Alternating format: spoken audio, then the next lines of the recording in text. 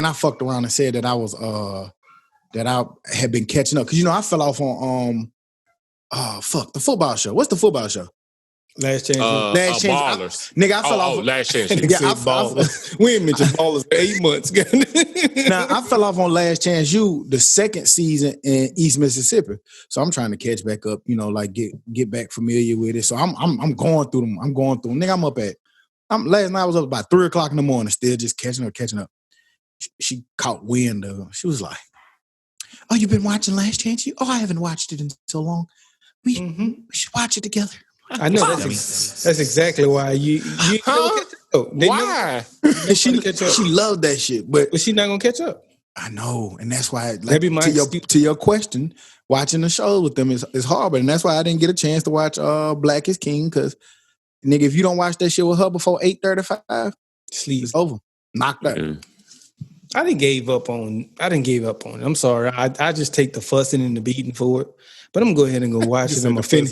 Right. You know what I'm saying? I'm gonna watch it and I'm gonna finish the entire show. Even if you go to sleep on it, that's your fault, not mine. Shit, catch up. If you don't catch up, then hey, I have to go ahead to watch it on my own. Right. I think I learned that shit as the newly married man here to the pub, for real. I learned that shit about 2 hours ago. Oh, we go to sleep, turn it off. Man, minute 8. The same episode. Minute 8, nigga. What power came on? Like, we was the Sunday watchers. Man, that shit. Sunday, fell asleep. Monday, fell asleep. Tuesday, fell asleep. By Wednesday, I said, nah, that's it. Did you finish it? No, I fell asleep too. I was big done. Tried to get me last night. We got home. We drunk as fuck. You already know what's happening when you drunk as fuck and get home. You want to watch The Chi? No, because I just know you're not going to pay attention to it. So it's okay. I'll wait till tomorrow about 7:30. Hey, you know what? You know what I think crazy that black people do? Have y'all noticed that when black people really, really, really, really, really like somebody, but we'll make all kind of like excuses for them? Oh, definitely. I was looking Kelly. Whoa. I was thinking more like what had me thinking about it. Watching the Boondocks. I'm sorry. What had me thinking about it, because it was like, you know what I'm saying? Like, niggas still be running around talking about how genius Kanye is. Oh man, he wearing that MAGA hat, man. That's genius. See, what he really trying to do is flip. I'm like, nah, no. He's not a genius in a long time. No. Y'all niggas dumb. He's an idiot. Personally, I never thought he was a genius, but musically, he hasn't been a genius in a while either. So, you know, I thought he was a musically genius, he's put out about, not no more. Including Blueprint, he's put out 3-4 like amazing albums. What's the last one? I like the Pusha T, but I give Pusha T more credit for that. Probably Dark. Twisted Fantasy. Twisted Fantasy. That's his last good album. 808 and Heartbreaks. I think that shit was a different kind of genius too. But that's after. Genius. That's after. I know. I'm just saying. Okay. I think that's before. Before. That's before. Yeah, that's before. That's before. I'm just naming shit. That only thing I really like is Dark Twisted Fantasy and 808 and Heartbreaks. For I like 808s. I like Registration. I like Graduation. I Kanye. Like We're not finna talk about all that shit that we like. He's trash now. Let's go. You're tuning in to the Dummies Podcast. I'm Stop. I'm Joe. I'm Todd. I'm Hootie, nigga. He ain't been a genius in a long time. And we back like we never left, because like we say every week, we never leave. This is episode, 93? 93. 93 BLX. Man, we up there. 93, man. We grown. You bitch. What's the gas? Gas 93, 96 was gas. It's 93 octane. Gas, nigga. Yeah. We gas, nigga. It's 93, man. It's Sunday, August the 2nd. We just started a fresh new month. The summer's ticking by. Still in the middle of a pandemic. Numbers still going crazy. A lot of kids are parents are facing the challenges of going to school. As always, our thoughts and prayers to all the people on the front lines and about affected by this pandemic. If you've lost any loved ones or have people, family who are battling it, our prayers out for y'all strength, man. We still kind of trying to deal with it and get through, trying to get, past it, man, to where we can kind of return to some sense of normalcy. But right now it is what it is, and we dealing with it the best way we can. We here, we podding, and where we at with it, who? We here, man. Another week, man. And can't get right. I ain't mean to cut you off early. You just know how I feel about Kanye, man. That wasn't nothing directed to you. Oh no, it's Kanye. No offense, G-Ball. Yeah, I forgot about that 3 minutes ago. I know how you feel about it. As soon as it was over, I'm talking about that nigga. That shit strikes a nerve when that nigga don't. I know how you feel about nigga, Kanye, OutKast, you know. I like OutKast. I just knew they couldn't fuck with. I knew they couldn't fuck with me, but we'll get there. We got plenty of time for that. Plenty of time. I see you still bitter about that OutKast. Yeah, buddy. But the week been cool, man. It's been all right, man. Just trying to, like you said, get back to some sense of normalcy, man. Got out with the wife and the kid, man. Just went to the park, take pictures and roam around. That's the most we really gonna do. Anything outside of that, man, for real, we just been chilling. Great. Every Friday. Well, what are you doing this weekend? And I feel quarantining. Let me tell you something. Going to Target and back. Right, go to Costco, pick up the kid. That's about it. Man, but for real, that's about it, man. So I'm gonna pass a quick Todd. I had a question for you last week, and I think this is the perfect time to answer it. Yeah. What you think about school starting back up, and does the wife have to go back to school, or is she at home? And if so, what's your feeling on that with that? Man, shit. I don't want to send my daughter to school. That's just that. And Tamika, she has to go. They're gonna go and do their virtual stuff from their classrooms. You know what I'm saying? Because that's they're adults. The dumbest shit in the world. Why does she got to go to school to be virtual? No. I heard somebody else say that teachers have to go be in the classroom. Be in that classroom to teach virtually. That's so the stupidest shit in the world. I'm pissed off about it. I don't mean to step on your time, but I just want to agree.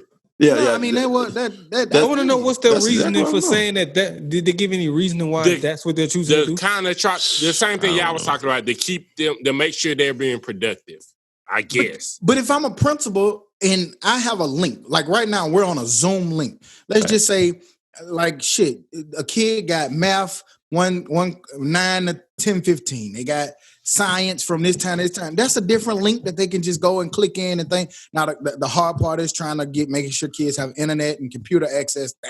I can understand those complications. I don't because they still have the kids at home making sure they have internet. Well, no, I'm just saying, like, I just want to be mindful that I'm sure it's some people who have challenges. I don't know who they are. I'm not sure, but we know that. But I guess what I'm saying is, like, why can't this English teacher be at home? She can come to the school, or y'all provide blackboards, or they go buy their own shit. Hell, half the time you make them buy their own shit any fucking way. Right. So you let them sit there at their home and they set up their blackboard in their kitchen or something and teach that kid. They can still teach that same lesson and make sure that kid get that same lesson through a Zoom link. That shit's ridiculous. Right. Mm-hmm. That's exactly what I was going to say. I have we all feel the same way about that shit. But I have a friend, and I mean, when I say it, y'all gonna know exactly what I'm talking about. But that's neither here nor there. But I have a friend that's a teacher that's just recently getting over cancer. Facts. And your immune system might not be the best after that. They told her she has to be in the classroom. Right. So she has to come there every day. No exemptions for the people with underlying conditions. Nigga, that ain't even underlying. That's above underlying. Yeah, right. Mm-hmm. That's right there condition. It's above the line. Goddamn. But you know what? That's exactly why for me, and I hate that for teachers, you know, so I don't want to sound selfish when I say this, but that's why I say for me, I know that some of these superintendents and these, the governors or people who make these decisions, I know that they don't have the best interest of my child in mind. So if y'all going to give me an option, then for 9 weeks, my child will be at home. Again, I hate that for the teachers. That shit suck. We've already expressed our opinion on that, man, but it's just stupid. Yeah. Yeah. And I work from home, like, for good. You know what I'm saying? But I got to do Taylor's work and work. You see what I'm saying? So, like, not everybody works from home. You know what I'm saying? So everybody doesn't have that luxury. But even in that, it's not a luxury because shit, I got to do my work and I got to make sure Taylor's getting her stuff. You see what I'm saying? And she fall. I can't just sit her down in front of a computer and be like, "Hey, Taylor, pay attention." Mm-hmm. Can't do that. And the hard thing about that is too, like, trying to get employers to understand that. Like, and that's a hard thing too. Like, I get you working from home. Sometimes they have the same expectations as if you're at work and your kid is at a daycare. Like, no, it's totally different. Like, you got to understand that this is the situation, but somehow you see it from both ends, you know? Yeah. The employee wants their work I can say it from both ends. The employee can't get it done. Like, you know. Yeah. Well, not the school part, but like what you're talking about, who they're like seeing from both ends, like, damn, I do want to make sure you're being productive, but like, damn, you can be productive at home. And studies have shown a lot of workers are more productive at home. Right. Yeah. Right. Man, Todd. It's all good. We jumped all on your week then. You had such a good topic on your week, nigga. We feel like pass it hard. I mean, not hard. No hard. Pass it. No, you don't like hard. Hard. Who's hard and pass it? What's that? You don't even know what you're talking about right now. You can't even ask that nigga to pass the ball. You don't know how to pass that bitch.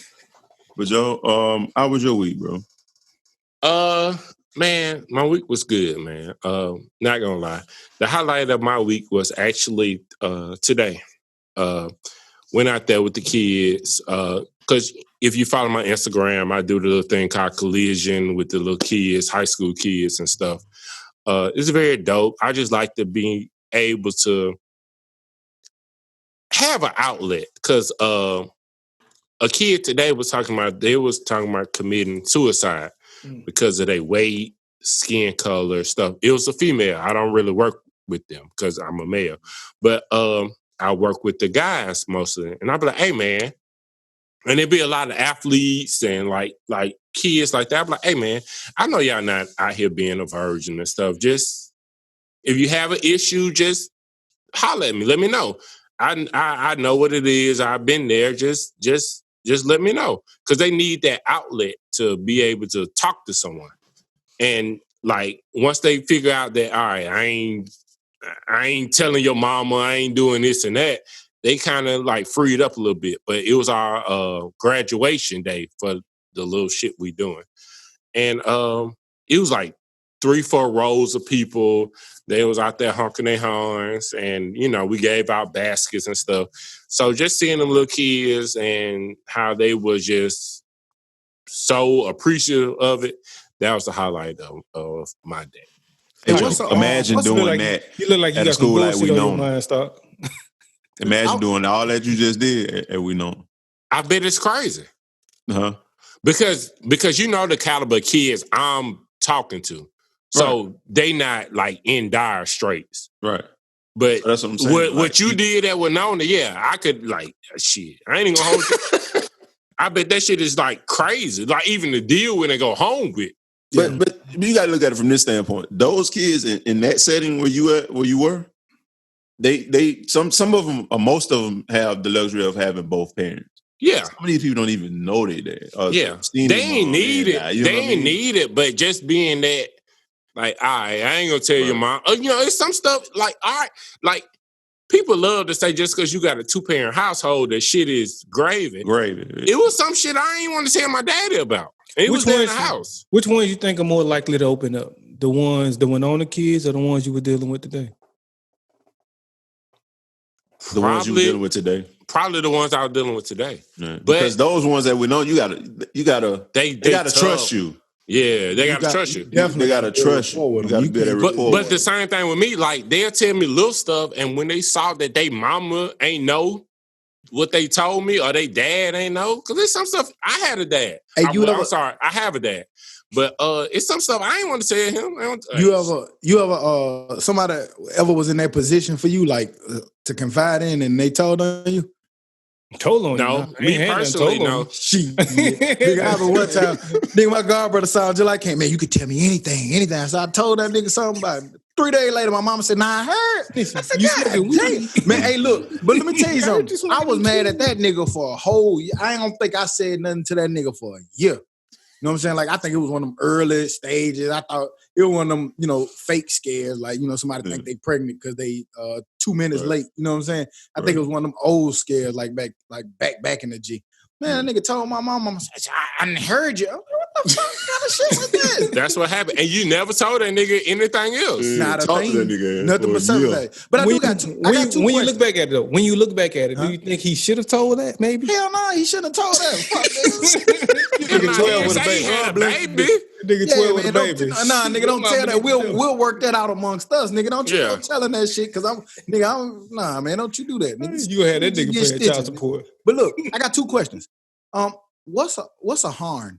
You said they was honking a horn. What's that? Horn. Horn. Horn. That nigga said they honked the horn. Now what the fuck? Nah, but for real question. Don't be coming back listening and say you listened to it and he said the correct word. Not this time. It's early, nigga. I ain't drunk even. But look, I do got a question. And this is a serious question. So you might, answer accordingly. But you said that somebody was out there and they felt a little type of way about their weight. Does that make you feel a little different now that you see that like that about the jokes that get cracked about that? Oh, of course, because let me tell you why. And I thought about that. And it was actually like she's a upcoming senior freshman. And she was worried about her skin. Okay, upcoming senior freshman? I'm sorry, I said that wrong. College freshman. I said that wrong. But I don't want to come on, yeah. But, I got you. But no, she is and then she was talking about her skin. And I keep it 100. I've dealt with that. And like, your skin being fucked up, that is a thing. But her weight too. And I never looked at her as being, well, I ain't looked at her like that anyway, but it was just like a fact that, damn, she was talking about suicide. She was praying that she wouldn't wake up in the morning because of her weight. Damn. I was like, damn.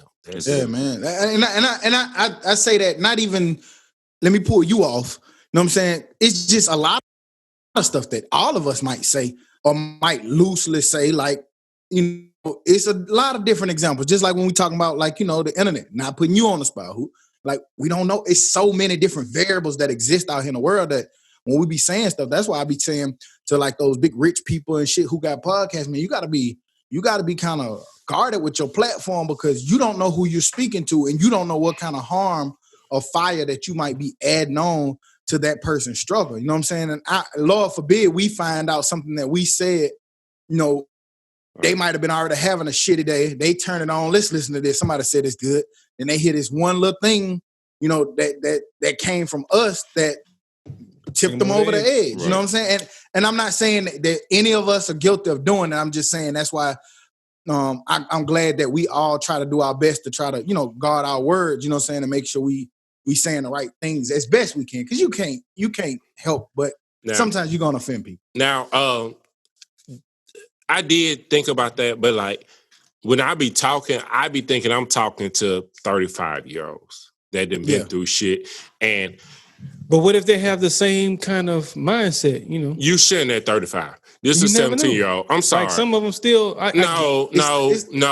I get it. I get that they're not kids, but then they still have sensitive things that will get to them. You shouldn't be as sensitive at 17 as you are at 35. But you can't put them in a box like that, though, Joe. Because, you still got people today because of this whole pandemic shit that have been in the house for so long, they just commit suicide because, they don't deal with it. Now, one thing I have done, my friend, like all y'all have families and people to talk to, and we talk to each other. But people that I know that's staying by themselves and stuff like that, I make a purpose to reach out to them now. Because you don't know what they're going through. But to go back to that point, like, no, I think I'm talking to 35, 36-year-olds. I probably would stop doing this podcast if I find out that somebody that thought they was overweight in high school killed themselves because something I said. Well, it might not even be high school. But not a 35 now. Right now, they might be struggling. If you kill yourself at 35 because somebody said, then I ain't got not you. Come on, man. Don't leave that. Damn, you don't mean that like that. I know what you're trying to say. Yeah, clean that up, bro. No, it's just because I feel like at 30, look, okay, if you kill yourself because of something I said at 35, that was like the last straw. I don't want to be the last straw, but you had a lot of other stuff going on. At 16, 17, as a girl, it doesn't take much to take you there. I think the moral of the story is just that everybody has different demons or things that they're battling. And I can't, for me, for some people, it might be like, oh shit, I got less than $1,000 in my bank account. Oh man, my life is in shambles, and that might fuck with them. For somebody else, it might be like, man, nigga, I done been in the red hundreds of times. I'm comfortable here. So like, we don't know what that button is that can push somebody or tip them over the edge. Again, I'm not saying that we're guilty of doing any of that. I'm just saying I don't think we're in a position to be able to tell somebody what that is that bothers anybody. Now, I will say, because I don't want this on my conscience, don't make any actions off of what I say. I'm an idiot, a dummy. Mm-hmm. Don't do that. Right. I'm here for fun. I'm just playing. That's important to say that, we are part entertainment. So some of this shit we say is just for shits, giggles, and fun, goddammit. So if you can't laugh sometimes at certain shit, not killing yourself, stuff like that. But I'm just saying about some of the jokes that we say, then this might not be the perfect place for you. Shit. Right, because really, anything. We welcome all. Tar said the dopest thing when Baron posted the picture that was put in our group chat, and he was like, the worst group of friends. And that's what we are. That's how we are. Like, nigga can post his mama like, damn, that nigga mama got a Jerry curl. I was like, that. The nigga Jank Baron daddy this week. That's what it was about. Yeah, man, because and that's what I like about our group of friendship, because like when something going down or something, or something happened to somebody, sometimes I don't want to be in the oh, serious. I appreciate that, but I like when a nigga come in and still jank my ass. But I saw you I got janked at a funeral one time. Boy, I'm at my aunt's funeral and nigga janked the suit that I had. They were called Winslow. No, the suit was extra fresh. They just were talking about the side. But Martin Luther King Jr. Where we at? Nigga, it's my week now. Yeah, it's your week, man. Yeah, swing it. Shoot. 58 minutes in. Well, it is my week, so I want to make sure that we do this, though. I wanted to give a big shout out to Stock. Big shout out to Stock, man. A 2-time defending champ, nigga. Yeah. On the Dummies battle, nigga. I done took it. You know what I'm saying? That was part of my week. Make sure that I say that. UGK took home the belt. So that's 2 in a row for me. I won, 6-3, I think? 6-3-1. So that's 2 times in a row that I had to do that. It was fun. Y'all ain't gonna say nothing about that. Nah, I'm gonna let him finish. We're gonna get back to I can't wait till he stopped talking. Okay. So all in all, it was a dope week. You know what I'm saying? It went about as planned. That was how I had it scheduled to go with the battle. Other than that, still doing house projects, man. That shit's been fun as fuck, man. But I'm getting a little carried away now. It's kind of like, all right, man, chill out for a little while. You're building the roof on top of the roof. that nigga send me a video every 3 days or some shit. He improving. Because nigga be bored, man. What the fuck else can you do? I'm like, shit, let me send these niggas some shit that I'm... But, speaking on the battle. Speak on I'm glad you said planned for. Go down there. It's kind of, Don't like to me prior to. Don't go down there. It's kind of easy to win a battle when you pick the judges. No. How you pick the judges? Not you. Not you, Hootie. I'm leaving you out of this for a second. I'm gonna bring you back into it. I'm gonna let you go see what else you got. Let me see. Don't do it. Don't do it, because the person you might have to go back where you didn't want to go. Let's see. The judges you picked that I didn't know of beforehand, Baron, lover of Texas music. He loves all Texas music. Do you? I do. Okay. Too. I'm not only Texas, but the third judge, what was my man name? DC Cole. I ain't even know that nigga like that though, so I can't see exactly. Exactly, Hootie. Hang on, stop right there. Stop right there, Hootie. I've never met that man before in my life. You haven't either. That man picked Mustaki's artists every time he had a chance. But every single time. Let's be fair. Let me twice. That was twice. Let me clear it up. 3. Let's clear some shit up. Yeah. Baron voted against Kick though, my nigga. And he voted against Murder. Right out the gate. I knew you was gonna say that. I knew you was gonna say that. That shows how bad the judges. No, that shows how they're being unbiased, because if they so Texas music, my nigga, Murder loses against nothing. That's one of the best. So Kangaroo, ain't you helping me out here, buddy? No, but I lost against Murder. So you just showed 2 examples. We just showed 2 examples where I lost, right? To these quote unquote biased judges. So where can who were on your side and pick your 2 best songs to lose? I was 0-2 out the gate. That nigga crazy. And now, when you talk about planning, I did not plan that. I had planned 2 judges. No, I didn't pick. I didn't even pick D Cole. We picked Baron, but remember, we all picked. We said Baron before the judge. I mean, we've been said Baron because we said you was supposed to do the last one. No, can't get right. We laughed. I wanted Dance to do it. We laughed at who did not knowing that music, and we joked around. We said we're gonna have to get Baron. We're like, hell yeah, we're gonna have to get Baron. Let's get okay. That's my second point. So Todd, let me ask you a question. Was one of the main judges? Did they say they're not a fan of Aquemini, and I had to buy them an album a couple of months ago to get them to even listen to OutKast? And they don't even listen to UGK at all. What is that a true statement? Hang on, Todd. Is that a true statement? Todd, is it a true statement? I have a Aquemini album and no Pimp C and Bun B albums. And let's remember this, because sometimes my CTE get out the way and I can remember shit really good.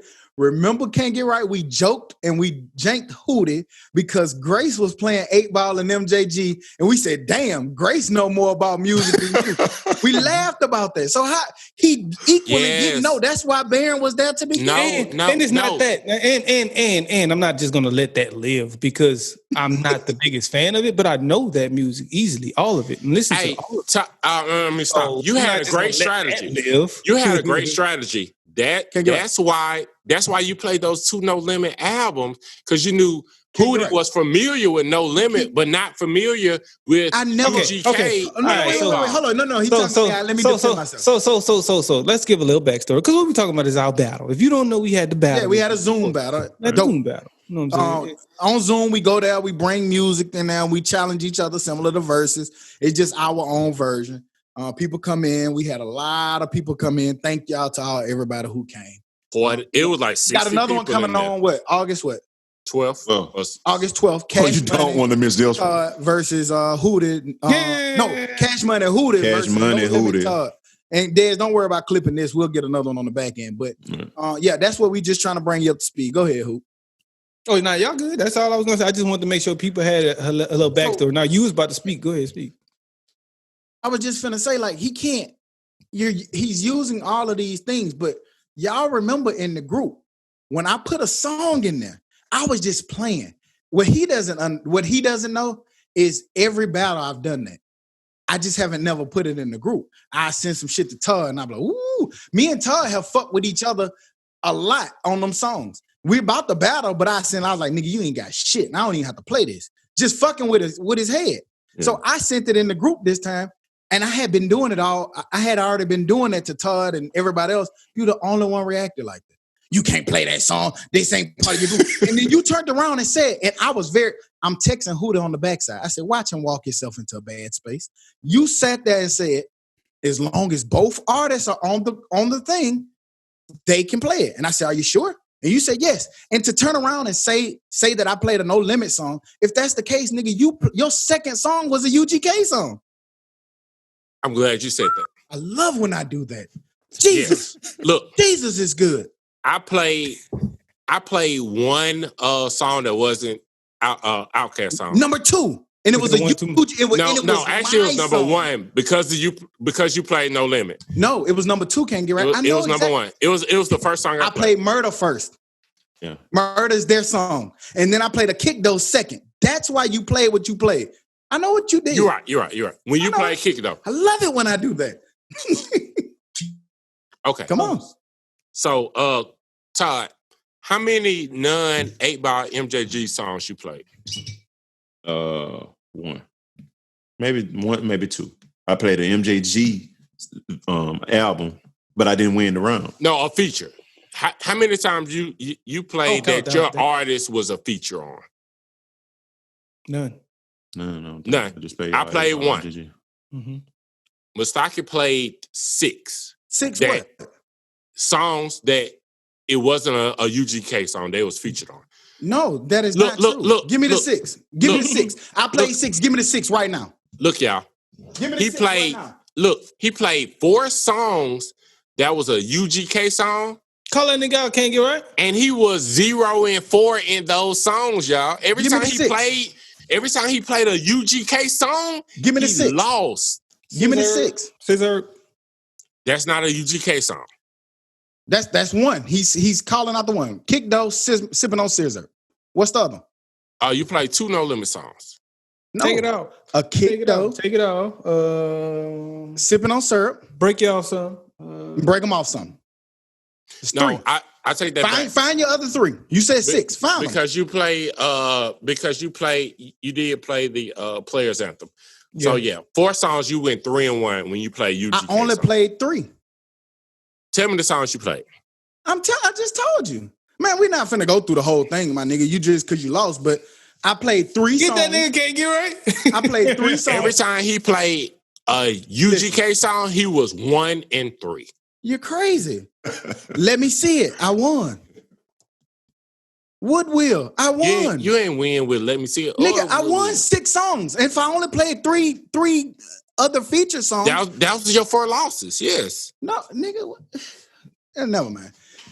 But moral of the story was I won. I knew I would win. I knew that I had a tactic. Yeah, because you picked the judges that you knew like Texas music. I hear you. Of course. It works. It sounds good. I ain't like Texas music. I ain't, Thank you, man. But he also knew you didn't like.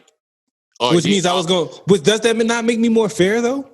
You wasn't familiar with this music. But does that not make me more fair? All right. You just talked about this with currency. Hold on, wait. Hold on. Hang on. Let me answer the question. He's not familiar with the music. He doesn't like Barron as the judge because he's familiar with the music. But then Barron votes against me right out the gate, 0-2, and somehow the judges are on my side, not his. Todd, you said I should have played a Goody Mob song, right? Right. Why would I play a Goody Mob song to a judge that doesn't even know? They had to Google what Goody Mob even means. Okay, so if you're gonna blame it on the judges so much, why not play to your judges? Why you didn't play 3 Kings? I didn't know who the judge was gonna be till 2 minutes before. You know I was gonna be the judge. I knew you was gonna be the judge. I thought maybe Dez was gonna be the judge. Why you play 3 Kings? It's one judge. It's one judge that we didn't know. That number goes different. Why you play 6? I don't think so. If you're gonna play to your judge, why you didn't play 16?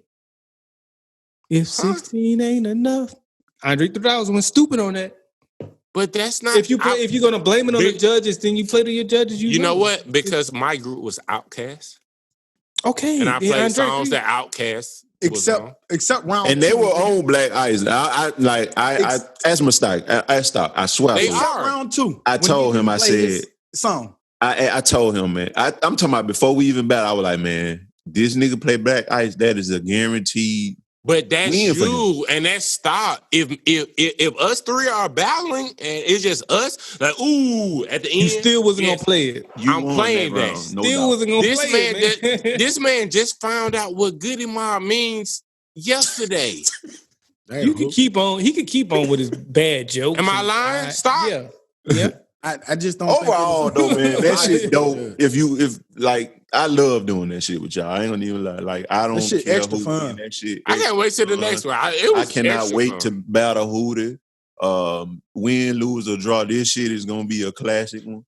No Limit versus Cash Money. You gonna get hits that you ain't listened to in a long ass time. Yeah, that shit gonna be dope. And that shit gonna be super dope.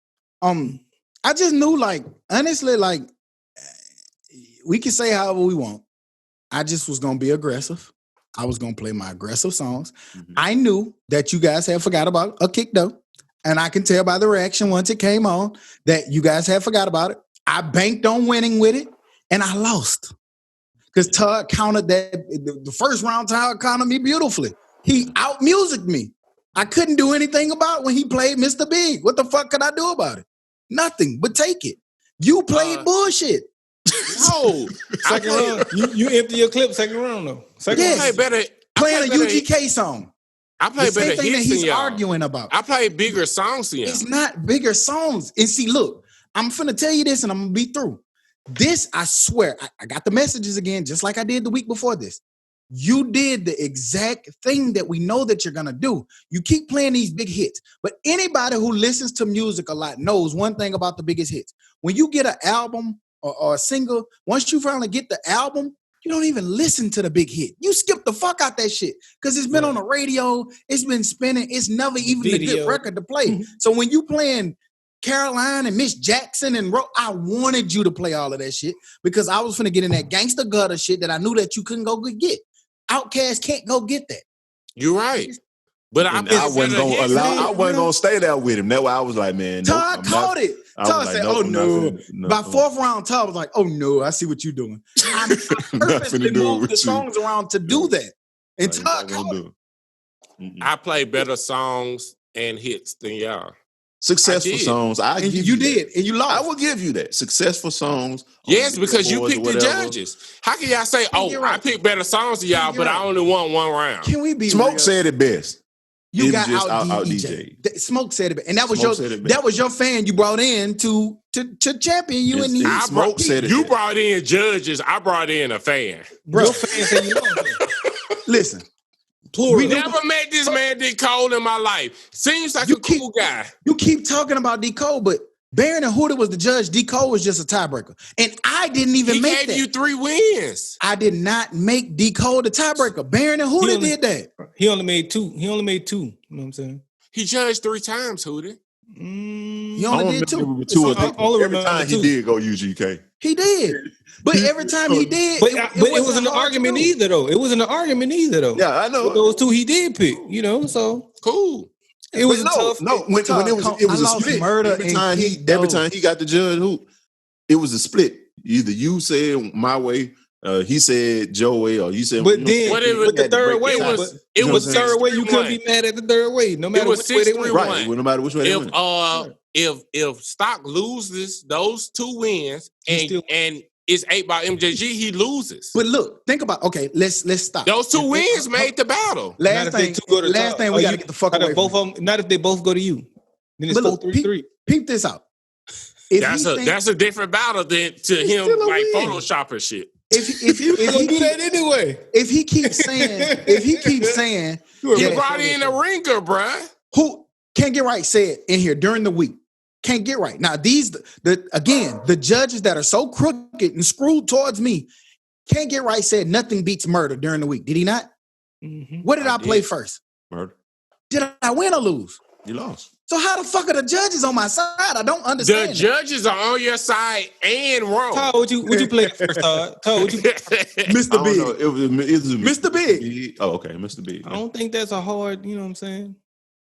Yeah, because nigga, I played kick dome. I think they could easily go either way. Wouldn't Todd doom. I said, oh fuck. And then I did. I said, fuck you, Todd. And Can't Get Right. What you play first, Can't Get Right?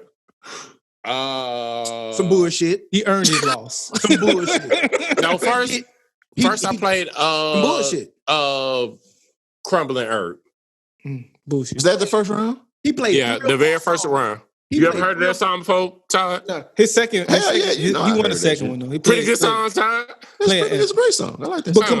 compared to the other two songs, that's probably the first time who'd ever heard it. Compared to the 2 songs played ahead of him, Todd. Judge it that way. And let me tell you, let me tell you something else, Hoop. Kick though. I knew that he was gonna want to play Players Anthem, and the way I had pictured it was either once he played it, I was gonna counter it just to make that round. Obsolete. Neutralize it, or people say Pimp C, but I couldn't because I went first. So I knew he was gonna play it. I was waiting on it. Mm-hmm. So I mean, it's just the only reason why I played it because it wasn't on my list. The only reason why I played it because you played the No Limit feature, and I said that before I played it. But you said as long as both artists are on there, no, not saying I was just taking from him. But yeah, right. You play more features than your artist songs. So you just admitted that you said that. So even though I only played 3, but if I played 10, you gave me those rules. Okay. And you took advantage of it. Let's see. We're supposed to. This is the rule. Nigga mad. You know the rules and shit. Man, I'm mad because they scored more touchdowns than me.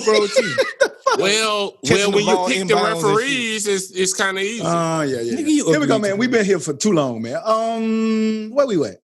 That was a good line. I like that. Where we at? Yes, we talked about a lot of shit. We talked about the teachers and music. We done had some good shit already. Stark just said, where we whack? I don't know what that means. Where we whack? Fuck y'all. Did y'all see Mackenzie Scott? Mackenzie Scott the ex-wife of Bezos. We talked about Bezos the week before. Now we on Mackenzie Scott. She has donated over $1.7 billion in charitable contributions and causes to a lot of HBCUs. So let's give a huge shout out to her. Give her hand claps there. Some of those universities included Hampton, Howard, Morehouse, Spelman, Tuskegee, Xavier University. All of them got a little bit different of amounts, but I just thought it was dope that she reached out and put money back into some of these HBCUs, and we seeing the trend continue. I don't know if y'all saw that, but I just wanted to give her a huge shout out on that. Super dope. Super dope. She's definitely invited to the barbecue, baby. Mm-hmm. That's super dope, but you can buy the chicken. We still have to be careful because if you look at a lot of these these HBCUs that money was given to, some of them come from some very like questionable places. I don't think it's from her. I think she's just super dope. That's something she want to do. I don't know why, because she's from Seattle and they not. I don't know how she even got wind to that, but that's super dope what she's doing with it. Yeah. I saw HBO too. They donated. They're doing a $1 million gift to Howard, and they're trying to establish basically an entertainment and arts division over there to try to develop people to come into the industry. I don't know if it was Barron that said this, but yeah, I think it was Barron. He was like, "Yeah, that's dope," but like, stop giving to these just the 2 or 3 that you know. The 2, 3 big ones, yeah. So like, and I have what $1 million would do for Miles, even Alabama State, A&M. Yeah, that'll go so much better. I don't think Hampton hurting for money. I definitely think I understand. Mm-hmm. I see people say that a lot. You know what I'm saying? Problem where it goes. But my whole thing is like, I know somebody who went to Alcorn, and they kind of felt, a little bit of type of way that like, this is great and I'm super excited, but however, all of this money keeps going to the same schools. Right. I saw something where it may be because there was a private, so it's easier to donate to private than think about Alabama States or Mississippi Valley State. Those are state institutions. You're probably going to have more red tape and most political stuff you got to go through versus giving to a private school. That was a different way to perspective to look at it. But is it hard to like, is it one of those things that like it's like, okay, they're giving to these shit. It was 8, 9 different schools, and then it's turn around like, well, what about us over here? Like it's like you're never gonna have enough. Like it's tough. Yeah. How many HBCUs is there? Because every when I was messing with Barron, it's like 160. It's like it's a bunch. It's over 100. When I was messing with Barron, that's what I put in there. Yeah. It's over 100. Ultimately, that's going to happen. Even with PWI, sometimes it's just bigger PWIs than other PWIs. There's going to be some bigger black schools than smaller black schools. It's just going to happen. And just like the SWAC, now they forming an SEC. Shit, right. Pretty much. Hampton and Howard, them ain't a part of that shit that y'all building over there. And once that shit get the building and booming, y'all ain't finna be, hey, Howard, now, $2 like y'all finna take y'all money and roll with it. This pandemic shit slowed some shit up, but I'm telling you, with the next years to come, man, them football seasons gonna be jamming, boy. SWAC about to have a TV network deal. And if they ever get a TV network deal, that's the game changer. Didn't they have one on BET for a point in time? Man, come on now. But showing games.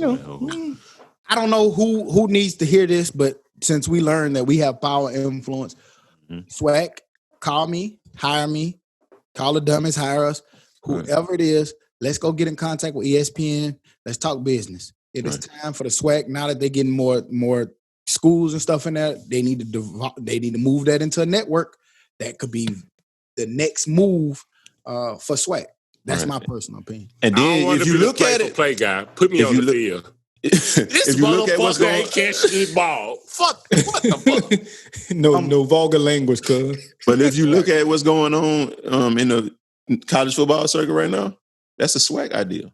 Like when them boys elected to go on and play just conference game, all these other, Power 5 conferences and shit doing the same thing. Yeah. That was a SWAC idea. They took the idea from the SWAC.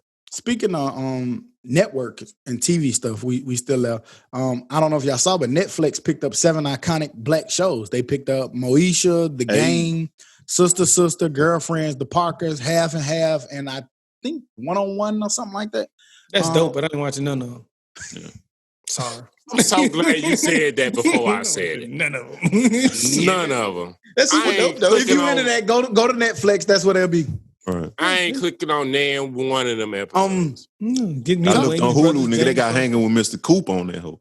I'll watch Mr. Coop. I might watch that. I ain't gonna lie. On Hulu, like I honestly, like I'm gonna be honest, but I can't remember a whole lot of his episodes, so I would definitely watch that shit because I don't remember like I remember Martin and Fresh Prince and. But bro, I'm not clicking on Moesha, man. No, I get what you're saying, but millennials gonna watch that shit though. You know what I'm saying? Like they should have never taken a different world off of that. I was just about to say Warren. I was hot about that shit. Warren being here watching A Different World. Yeah. Did y'all? I watched A Different World. That was quality television. Didn't that nigga just say he wouldn't watch nothing on that list? Ain't Different World on that list? No, it's not. Oh, okay. Let me right now. I got that. No, he ain't on that. Trust me, I know. Moesha is though. They took it off Netflix for whatever reason. Moesha wasn't good. And next week, like, man. It was when the nigga from Q, the nigga Q, when the little rapper nigga, he was bad aggressive on that. Nigga, you on Moesha? Why the fuck you being so aggressive? Thugging with Randy. Tom was talking want to be a tough guy with Randy. You're soft ass. You're a fake Randy. Who was Randy? Her little boyfriend, whatever the nigga name was. Akeem? He wanted to be tough with a soft guy. We touched on our battles. Todd talked about pandemic and all the different things that's going on. We talked about DMX and Snoop versus. Versus released the numbers. It looks like it was 525,000 concurrent views, over 2 million total views, 26 million in-stream likes, 600,000 on Apple Music. It was 600,000 concurrent views with 1.4 million in total. And over shit, I don't even know this fucking number. I think it's 1,750,000,000 impressions. It was the number one trending topic on the internet. What is an impression? Impression is like either you talked about it, you liked it, you talked about it, you said something, you did. Anything that got anything to do with anything, nigga, is an impression on your brand. Mm-hmm. And so advertisers look at that. So like when we go to try to get our deal and shit that started, we can say, look, we got this many impressions. Nigga, we impressing bitches, nigga. Yeah. They said can't get right was stupid 1,000,000 times. That's gonna get us paid. So I thought that was dope. It's just showing the creativeness of us when you put us in and we're not gonna stay down. I don't give a fuck. You can put us in a cardboard box. We're gonna figure out how to make that bitch be the livest cardboard box there ever was. So it made me think to y'all like the one Anton Jackson had on In Living Color. Man, hey, look, that nigga was on Cribs with that. Hey, look, Anton Jackson, he was the first Crib one at time. Right. That nigga kept a fresh ass box, goddamn. Hey, Anton shit was so live, boy. That nigga I used to get in the cardboard box when I was a little kid and try to make that shit look live. That's how good black people are, man. Thank you very much. Look great, man. In Living Color with that shit. Hey, man, I'm not gonna lie. Redman MTV Cribs was the best MTV Cribs. Redman was a fool. That nigga doorbell ain't work or nothing. Nigga had some wires. You just got to touch them bitches together. I don't know that. The TV was on the floor. Was just crazy. That nigga had a nigga in there. That nigga had a wall full of porn in there. Had a nigga in the basement on the floor sleep, woke him up a little bit, let him hit the joint.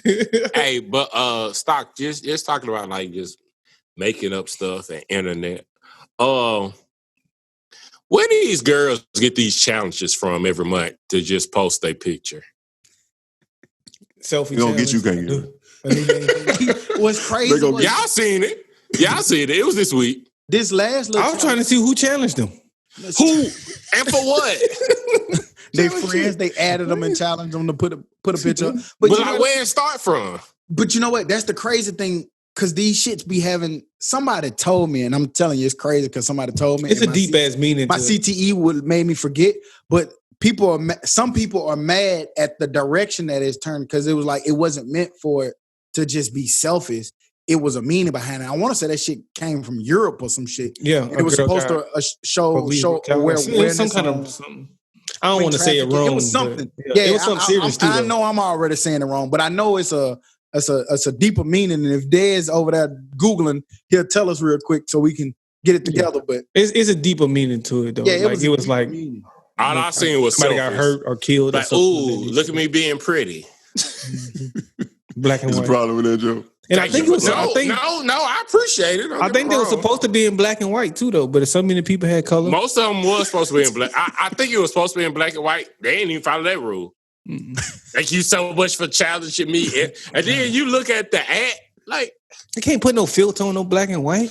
So crazy. Looking kind of funny in the light. Ain't that what Ross said? Kind of funny in the light. But y'all boys turn anything into a joke. But I did, going back to the verses.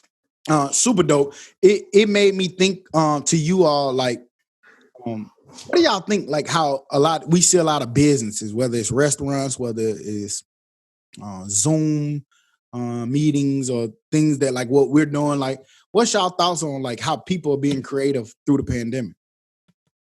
Yeah, I loved it. I mean, shit, we had to adjust. We don't really like doing this. And our first Zoom podcast was trash, talking over each other and not being accustomed to it. We got used to just talking amongst each other, which is something we do all the time. But Zoom is an adjustment. So we kind of figured that shit out. Yeah. But I'm scared we're going to have to figure out how to be with each other again whenever we can. Let me tell you something. I know that they're going to be in that bitch just talking. That shit going to be like... That shit going to be 8 hours. That shit going to be... Practice episode number 3. That shit going to be epic. Yes, you understand? When we can be back in the saddle again, because I will say, it's just something different about it. But like I said, people are being forced to do it this way. You know what I'm saying? Like people are forced. I saw this dude on TV on CNN. He was out in Cali somewhere. His business was going down. My man reinvented the park. He took the parking lot, put AstroTurf and shit down it, hurried up and bought a whole bunch of picnic tables and shit, and he measured them out to put them distances apart just to keep himself afloat. You know what I'm saying? And he was basically crying because he put his life savings into his business. And it's like, that's the shit that's crazy about this pandemic. Some of us aren't being affected as much as others, but there's people losing livelihoods or put all of their savings, quit their job into their business and they can't thrive because they're a bar and, bars are kind of shunned upon because of the pandemic and things like that. So I just thought it was creative how he whipped that shit into shape real quick to make it acceptable for people, to come and be at a distance where you don't have to worry about other people. Talking about distancing and stuff like that, it was something I thought about. Have all y'all ever been to a family reunion? Yeah. Well, I've actually never been to my own family reunion. It's been great shit though, but yeah. This would be the best time to have a family reunion. You ain't gotta hug that old ass auntie. No. Kissing you on the face and shit. Yeah, like, oh, you got old juice on me. Ew. Got that white diamonds. That white diamond. Yeah. that white diamonds. That big red. You got old juice on me.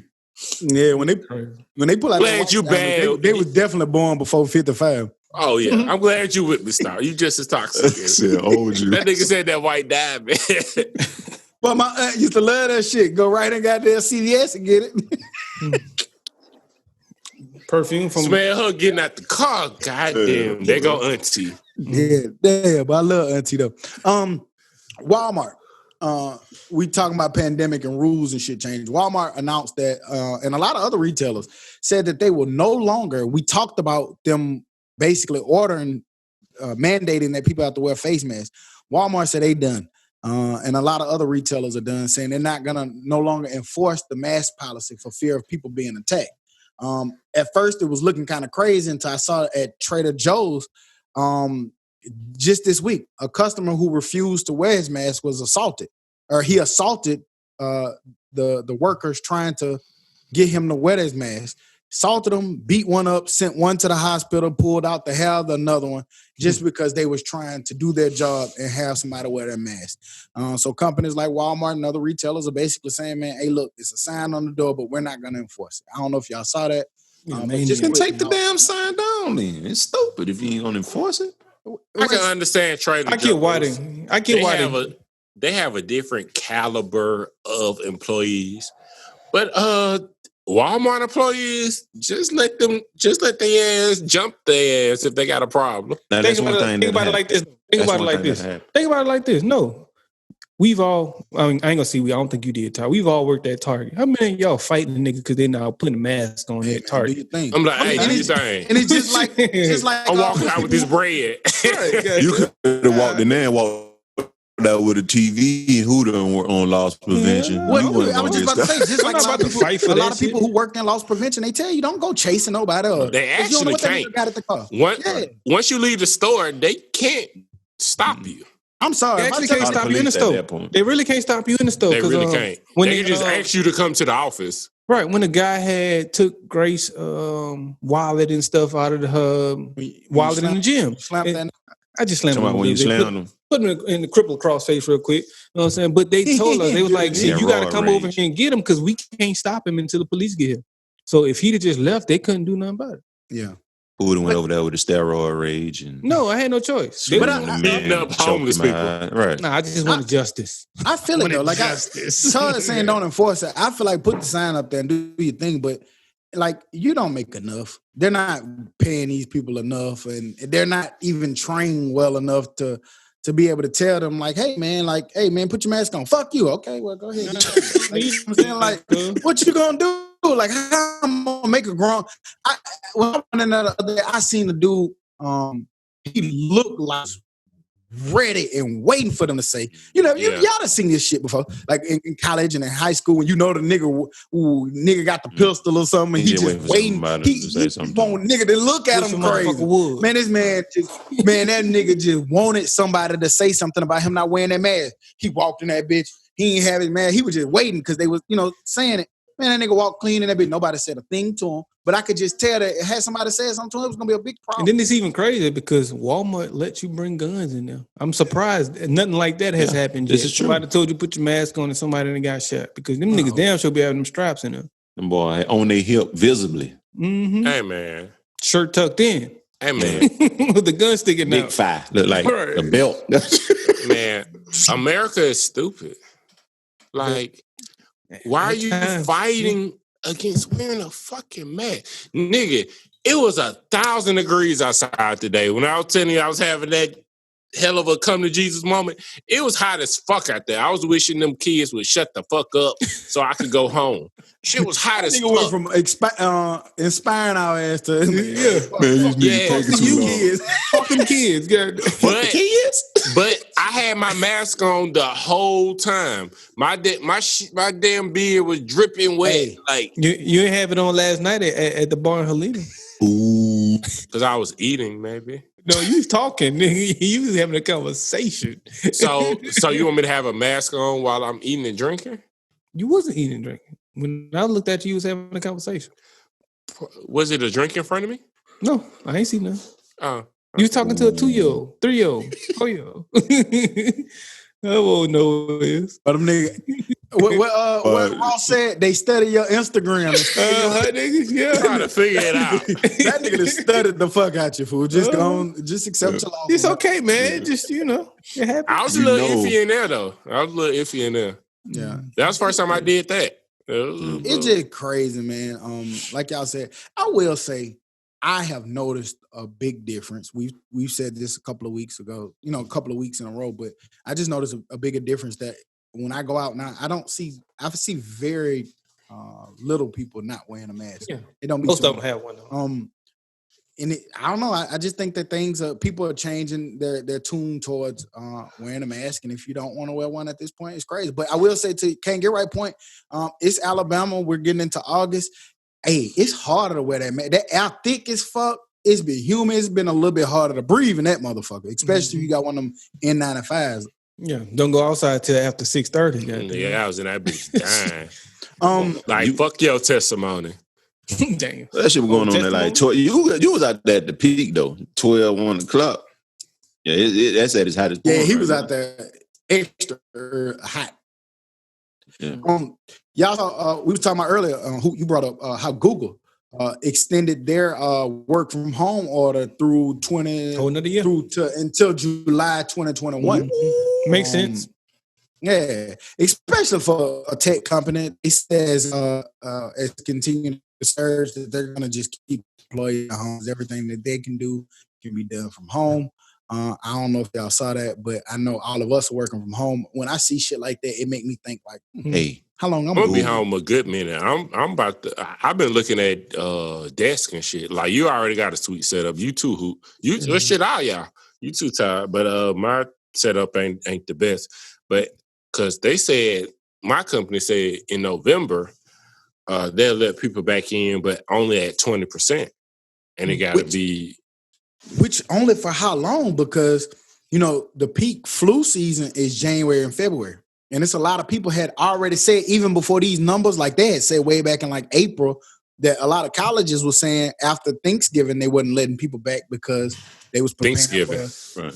Yeah, the flu season. So the people working from home right now and who are succeeding just a little bit, I don't see no reason going back to no offices, man. Hey, man. Like it's only going to get better to work from home. Ultimately, you're saving your company money by working from home.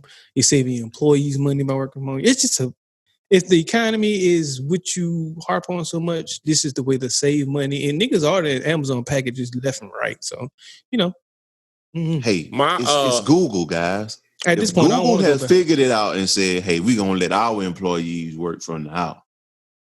Mm-hmm. What the fuck does that say about teachers, bro? Y'all skipped over my joke. I was like, damn, because Google knows everything. You said that?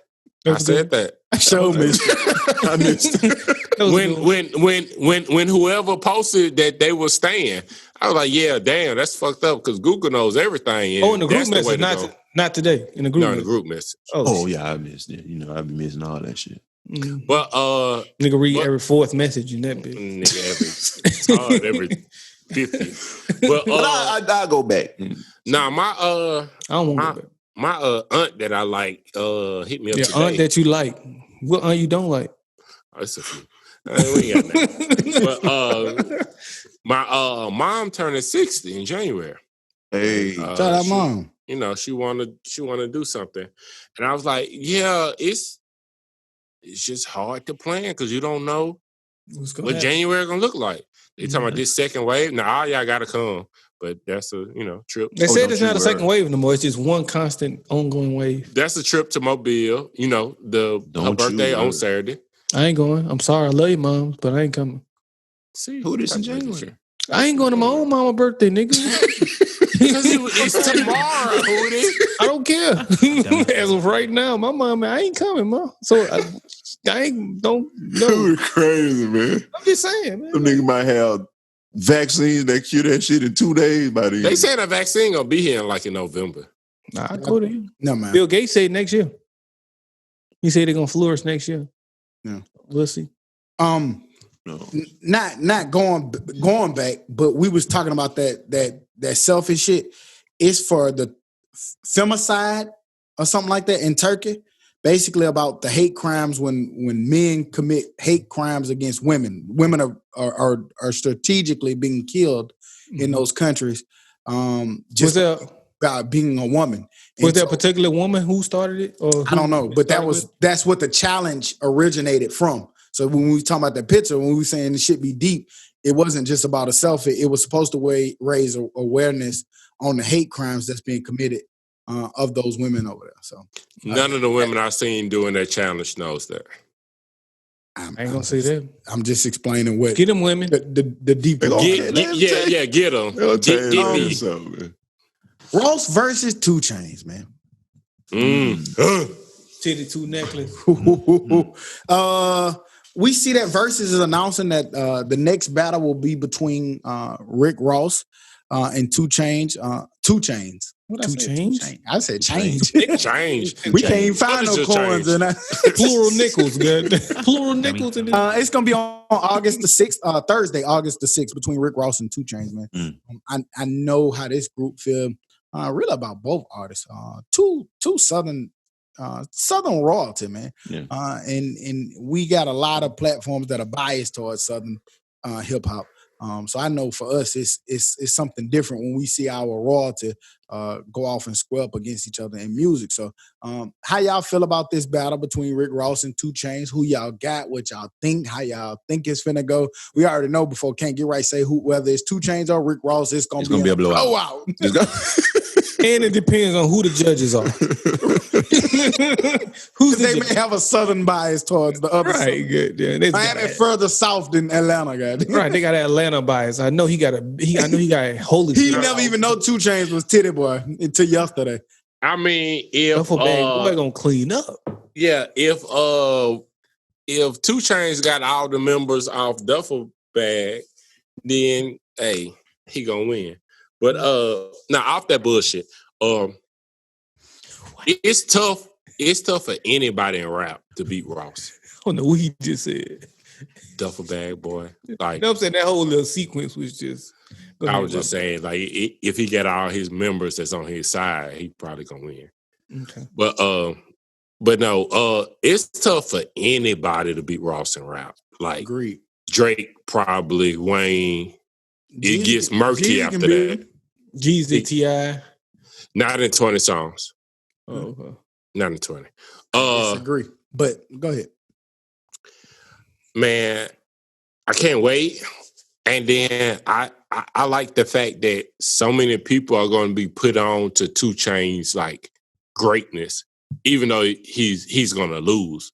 But just to know that, oh shit, that nigga can go. Because he going to have hits. It ain't going to be no, oh, I can't believe, like, what the fuck is this? No, it's going to be like, okay, Ross won, but god damn, that was a fire-ass song. Yeah. And there's going to be so many people that get put on to his old shit because 2 Chainz is tough. Yeah, 2 Chainz got some shit. Yeah. If he go to that, some of that Codeine Cowboys and all that shit, when he first went on his run, he got some shit. I think it's going to be really hard. Trapper Vella was live there, yep. It's going to be hard to beat Ross. But as we're learning from watching other verses and just doing it ourselves, it kind of matters what you play. Shit, right. like Rick Ross might come out and play some bullshit. We don't know. He might play White House. He might play White House. Ain't that right, Tom? I don't care what you say, man. What? I play every song off that shit you were telling me to play. Not White and you House. still went against it. So you can't tell me what to play. Yeah. But honestly, like, to see this shit, it is a strategic way to play this music. You can't just line up and just, I'm Ross. Facts. Yes, Ross should win. Ross probably is favorite. Rick Ross, of course, is a favorite of mine. He's one of my favorite artists, period. You know, and I put him up there. I'm not saying better than, but I put Ross in the category of where I put a Wayne. Just because of his catalog of music. And I've always said that about Ross. I've always felt like that. Mm-hmm. And I think it's just going to be really hard for 2 Chainz to technically win. But 2 Chainz is a motherfucker, and he got an ear for music. Ross got an ear for music. It's going to be just a dope battle. I can't wait to see what they setup look like, where they at, how they set it up. You know, we know he's going to have that rose in there. It's just going to be a dope-ass battle to see. Yeah, they're gonna be together though, right? I hope they. I pray that they are. I mean, you know, Ross live in Atlanta in that big ass goddamn. Yeah, they're gonna be about 60 million acre goddamn house. So if you ain't got nowhere to go, you can't pull up at that nigga shit. So. Mm-hmm. I see it as being another one of those Snoop and DMX battles. Like, it was hard for me to pick a winner in that one because them niggas was so friendly in that bitch and having so much fun in that bitch.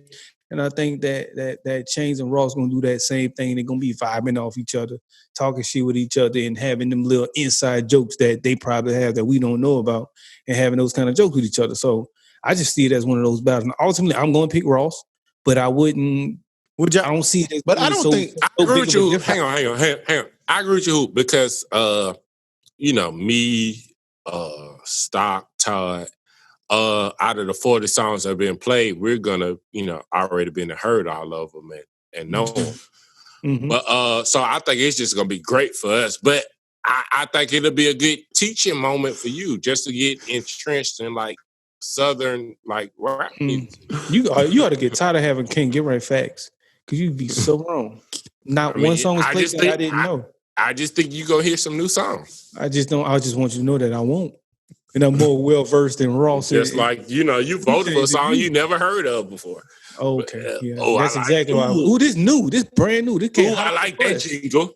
Hot off the press, nigga lose. I don't know why, and I'm not. Huda got to fight his own battles, but I don't understand. I don't know why you won't give a lot more credit to the fact that you just didn't play the best songs, and to the fact that everybody voted with me, and everybody voted with me in both of your battles. Like, even and I'm not even being funny or trying to brag or none of that shit. I'm saying this because when you go into this battle, you know what the other person got, and you know what they can go into, because it's not like we don't know these people, but. Hey man, at some point you just when you play the song that you played at the first one, I am relieved.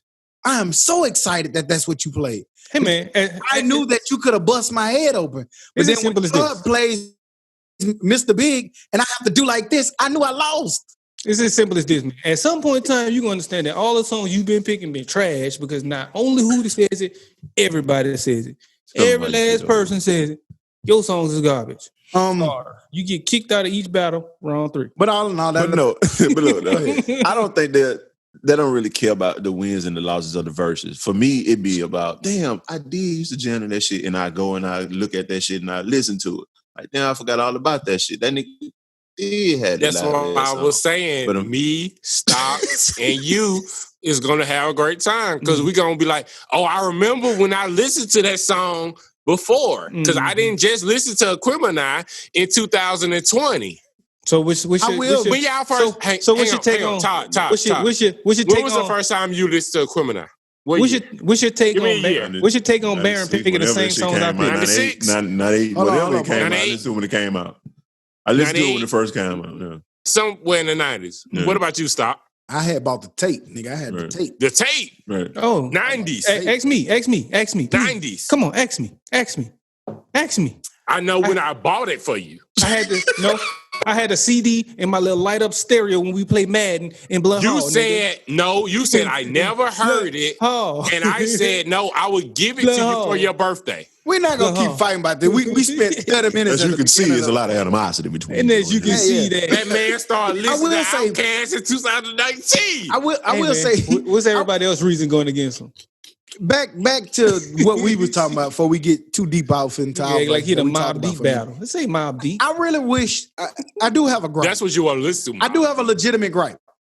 I think Timbaland and Swiss need to get some Southern pioneers in the room. Definitely. They're picking good shit, but it's so many battles in the South that can come forward. There will be some dope ass battles. Our battle would have been amazing on a national platform. Yeah, hell yeah, amazing. It would have been great. Like one thing that I did get from us, what we did, or just two. A lot of take OutKast out of it. UGK versus Ball MJG, just man, amazing. That's so hard. In Bum Rest in peace, Pimp. Yeah, rest in peace to Pimp. Bum B can put it on. You still got all the 8 Ball and MJG. Give it to him. Give us that. Like. You know what I'm saying? If you're going to do the South right, to me, I've heard other people say this, but we have said this before, prior to this shit circulating. We said this months ago on this platform that Ross and Jesus should have been stepped up. That's why we did it. Yeah. So, I think that it's some battles that I would put T.I. and Wayne together. Do you think they approach it? He been asking for smoke from everybody. So. He been asking, but he won't. He asking 50 Cent. He asking 50. He won't come south. He won't ask Ross, and he won't ask Wayne. Come ask them people. You said G's and who? G's and Ross? Yes. They ain't gonna. They still got problems, right? No, they been squashed that already. Okay. Already. Yeah. You're right. Why you can't get Boost and Gotti? That would be dope. Boost and Gotti would be crazy. I tell you who will bring it up, the Dummies. I found something. There you go. I found something. But all in all, man, it's gonna be. Y'all go y'all next battle. Can't get ready. You take Boost. That ain't no fair one. Stock take Gotti. That ain't a fair one. Why not? Stock just said it's a fair one. No, it'll be great, but that I think Boosie would win that. You thought OutKast would win? Until I found out the judges are Texas artists, and one judge never heard a criminal. Could I win with Got It? It's a tough one. Booster got so much shit. But also it'll be close. Because you play I Am and hey, if you're gonna give me Got It, I don't need assistance. But I will say, I mean, it'll be tough because Booster is Booster. You know what I mean? But the thing is, stop. What if I play Fucked Up and Bucked Up and Hooters never heard that song before? Because he has it. Because, okay, this is what I want to Because he has it. Okay. Man, let's stop talking about our battle. Trilogy got the count. He's never heard that album. Hey, man, you since me and Hooter... Hey, okay, let's do it this way. Since me and Hooter battling this time, y'all two go next time. And can't get right, you're gonna get tired. And then it's like a tournament. You know what I'm saying? Like the winner, me and Hooter versus the winner. Fuck a tournament, nigga. I'm 2 up, nigga. Y'all niggas need to play to come see me. I swear I want to battle stock and you be the judge. Y'all come see me. That's fine. No, y'all listen. At this point, give me Boosie. He say Got It, and you be the judge. Some niggas have want that Murphy bias. Some niggas you want that Murphy bias instead of that West Coast bias that you have. Some niggas have picked their fight. That's why he only plays songs that you was familiar with. In the West Coast, like Mayweather. And the West Coast bias, and that bias is straight fair in the battle you have. Every battle that I've had, I've been assigned my person. Everyone. Y'all gave me that person. Y'all gave me UGK. Y'all gave me Jesus.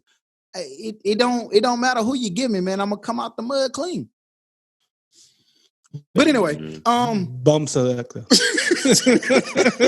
2-time champ. You get ready for your battle, nigga. It ain't.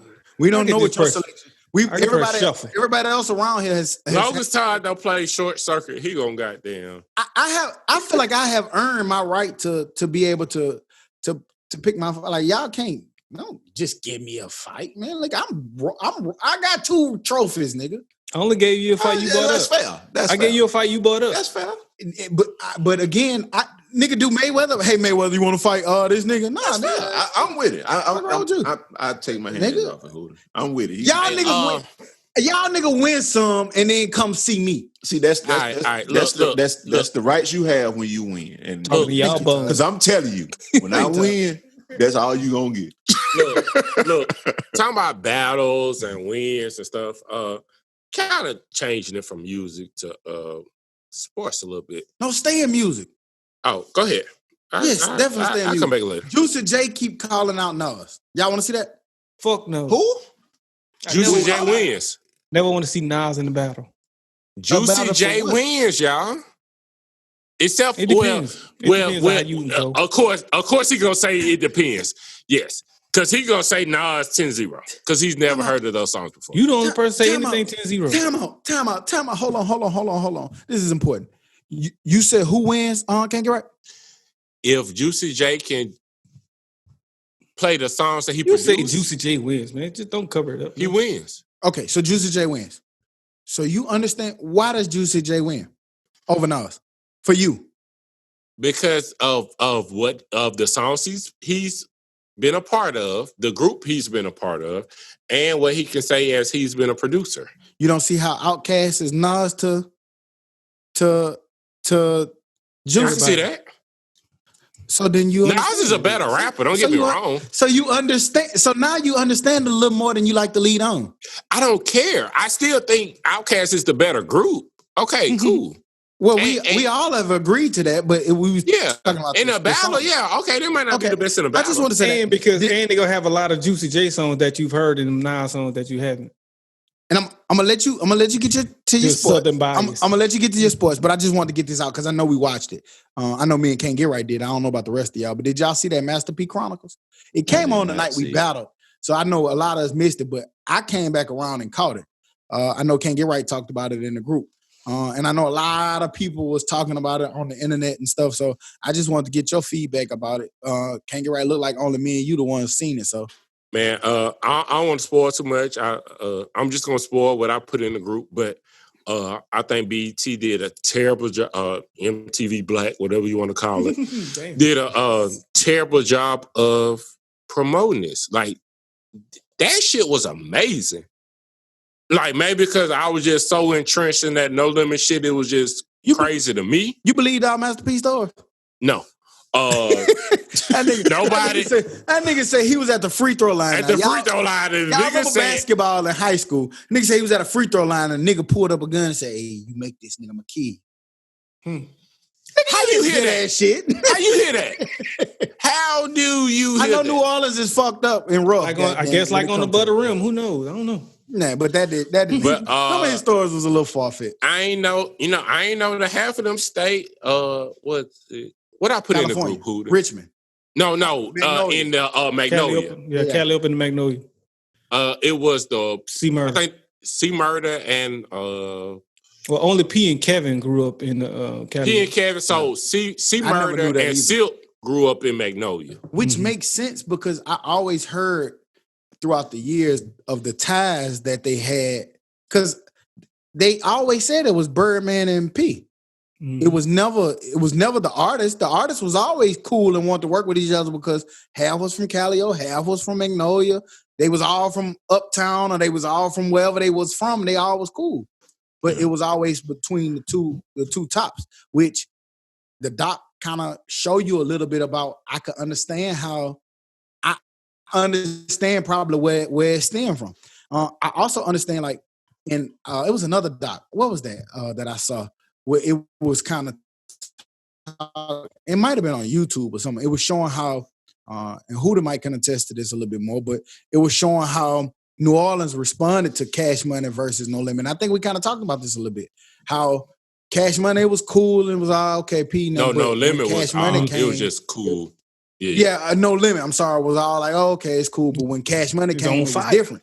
And I think it was because when you see this doc, No Limit spent a lot of time. Yeah, it was in Richmond and Texas and other places. Yeah, but it was Uptown. Cash Money came right out the mud, straight there from the whole time. And they even show a relationship. Sorry if you ain't seen it, you'll see it.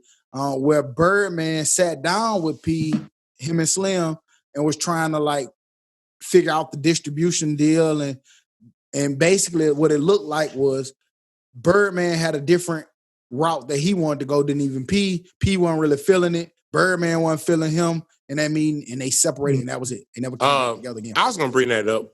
I'm so glad it went that way because I think if Birdman would have been under P like that, Cash Money wouldn't have been what they was. I'm glad he figured out a way to do it his own, get it his own way. Pretty much the same deal. Well, I think too, from what I saw from it, I don't think Birdman ever would have been under P.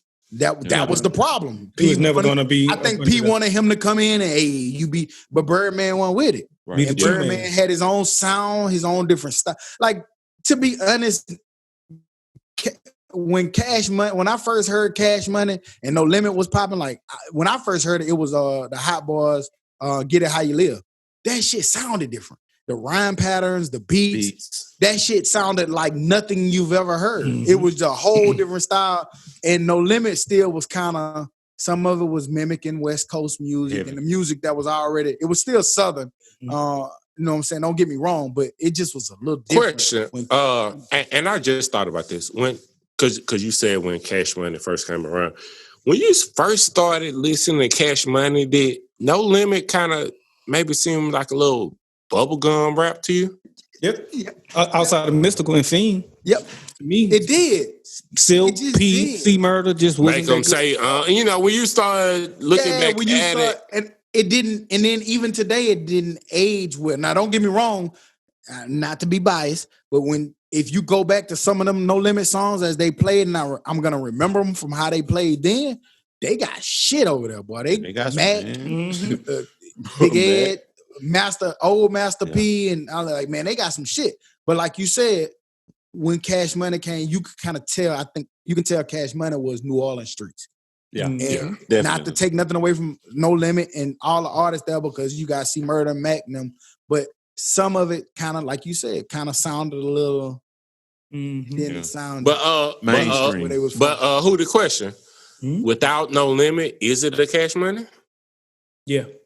I mean, it's still a Cash Money, but it's Cash Money That made people. That was the first time the nation looked at New Orleans. I just think that's hard, though. I think that's hard to say that without a Cash Money, there wouldn't be any No Limits, or if there was no Cash Money, then No Limit wouldn't have been as big as they eventually became. Because I think I think they both needed each other, but I don't think they both had to have each other. If that makes sense. No Limit needed Cash Money for nothing. What are you talking about? I don't know, because I don't think either. I think it was the inside battle. It's like that's why they did it right the way they did it. Neither one. Cash. I remember. I think it was P. Like kept because they always ask. P said, "Man, No Limit, stay out of Cash Money business. Cash Money, stay out of No Limit business." And they ultimately, no, existed. No. What I'm saying, No Limit put the spotlight on like. Shit, coming up in the 90s, I ain't know like P was in Richmond. Like I knew he was in Richmond. I didn't know he was in Richmond like that for real. I thought he was making all them hits in New Orleans. I'm the same way because like I literally thought like listen to I'm About It and all of that shit. I thought that nigga was in New Orleans too, which kind of to me shows me why Cash Money was able to kind of take over New Orleans the way they did because them niggas was actually visible. Right. Yeah, and it as doing music before, like it is something to be said when you actually in those trenches, when you actually there and in those spots. I think your music just be a little bit different, and that's why Cash Money just sounded different. So P was faking the funk, is what y'all saying. I don't know. That's kind of what you told us. Yeah, you said that before, but P got some shit. Yeah, P got some bangers now, man. I give it to him, but like that he doc do, I but said, it was it wasn't like that. It wasn't them boys. It didn't hit like Cash Money. BG in the hood shooting dope. But who did my thing to that? He took so many New Orleans artists. Like Mia X was the biggest female bounce artist, right? At the time. Well, she was just an artist, really. She just was a rapper, a female rapper. The way they said it was she hit one of the biggest bounce songs at that time. Yeah, she had a big bounce song, but she really just was a rapper. Like you listen to her album, she just was a rapper. And like even now and then, like Drake could have a bounce song, Wayne have a bounce song. It's just so her bounce songs just pop more so than a rap song. No, I'm just talking about back then. Like I understand the brothers, he made them like Silk and C Murder. He made them rappers. But when you start getting Mia X, which how they made it seem already was a hit in New Orleans. And then you start getting other Skullduggery and those guys that are. I ain't gonna lie. That's one thing. That is one thing about him. P tried to put the whole city on. That nigga had 900 rappers. When he got a nigga from the corner store, hey, you want to rap? 900 rappers. We'll put this out next week. Them niggas was dropping every week. And that's why I said that Doc kind of intertwined and showed you how much Richmond was, because I never knew until just recently, until this Doc. Maybe y'all did, but I never knew Big Ed wasn't from New Orleans. He was from Richmond.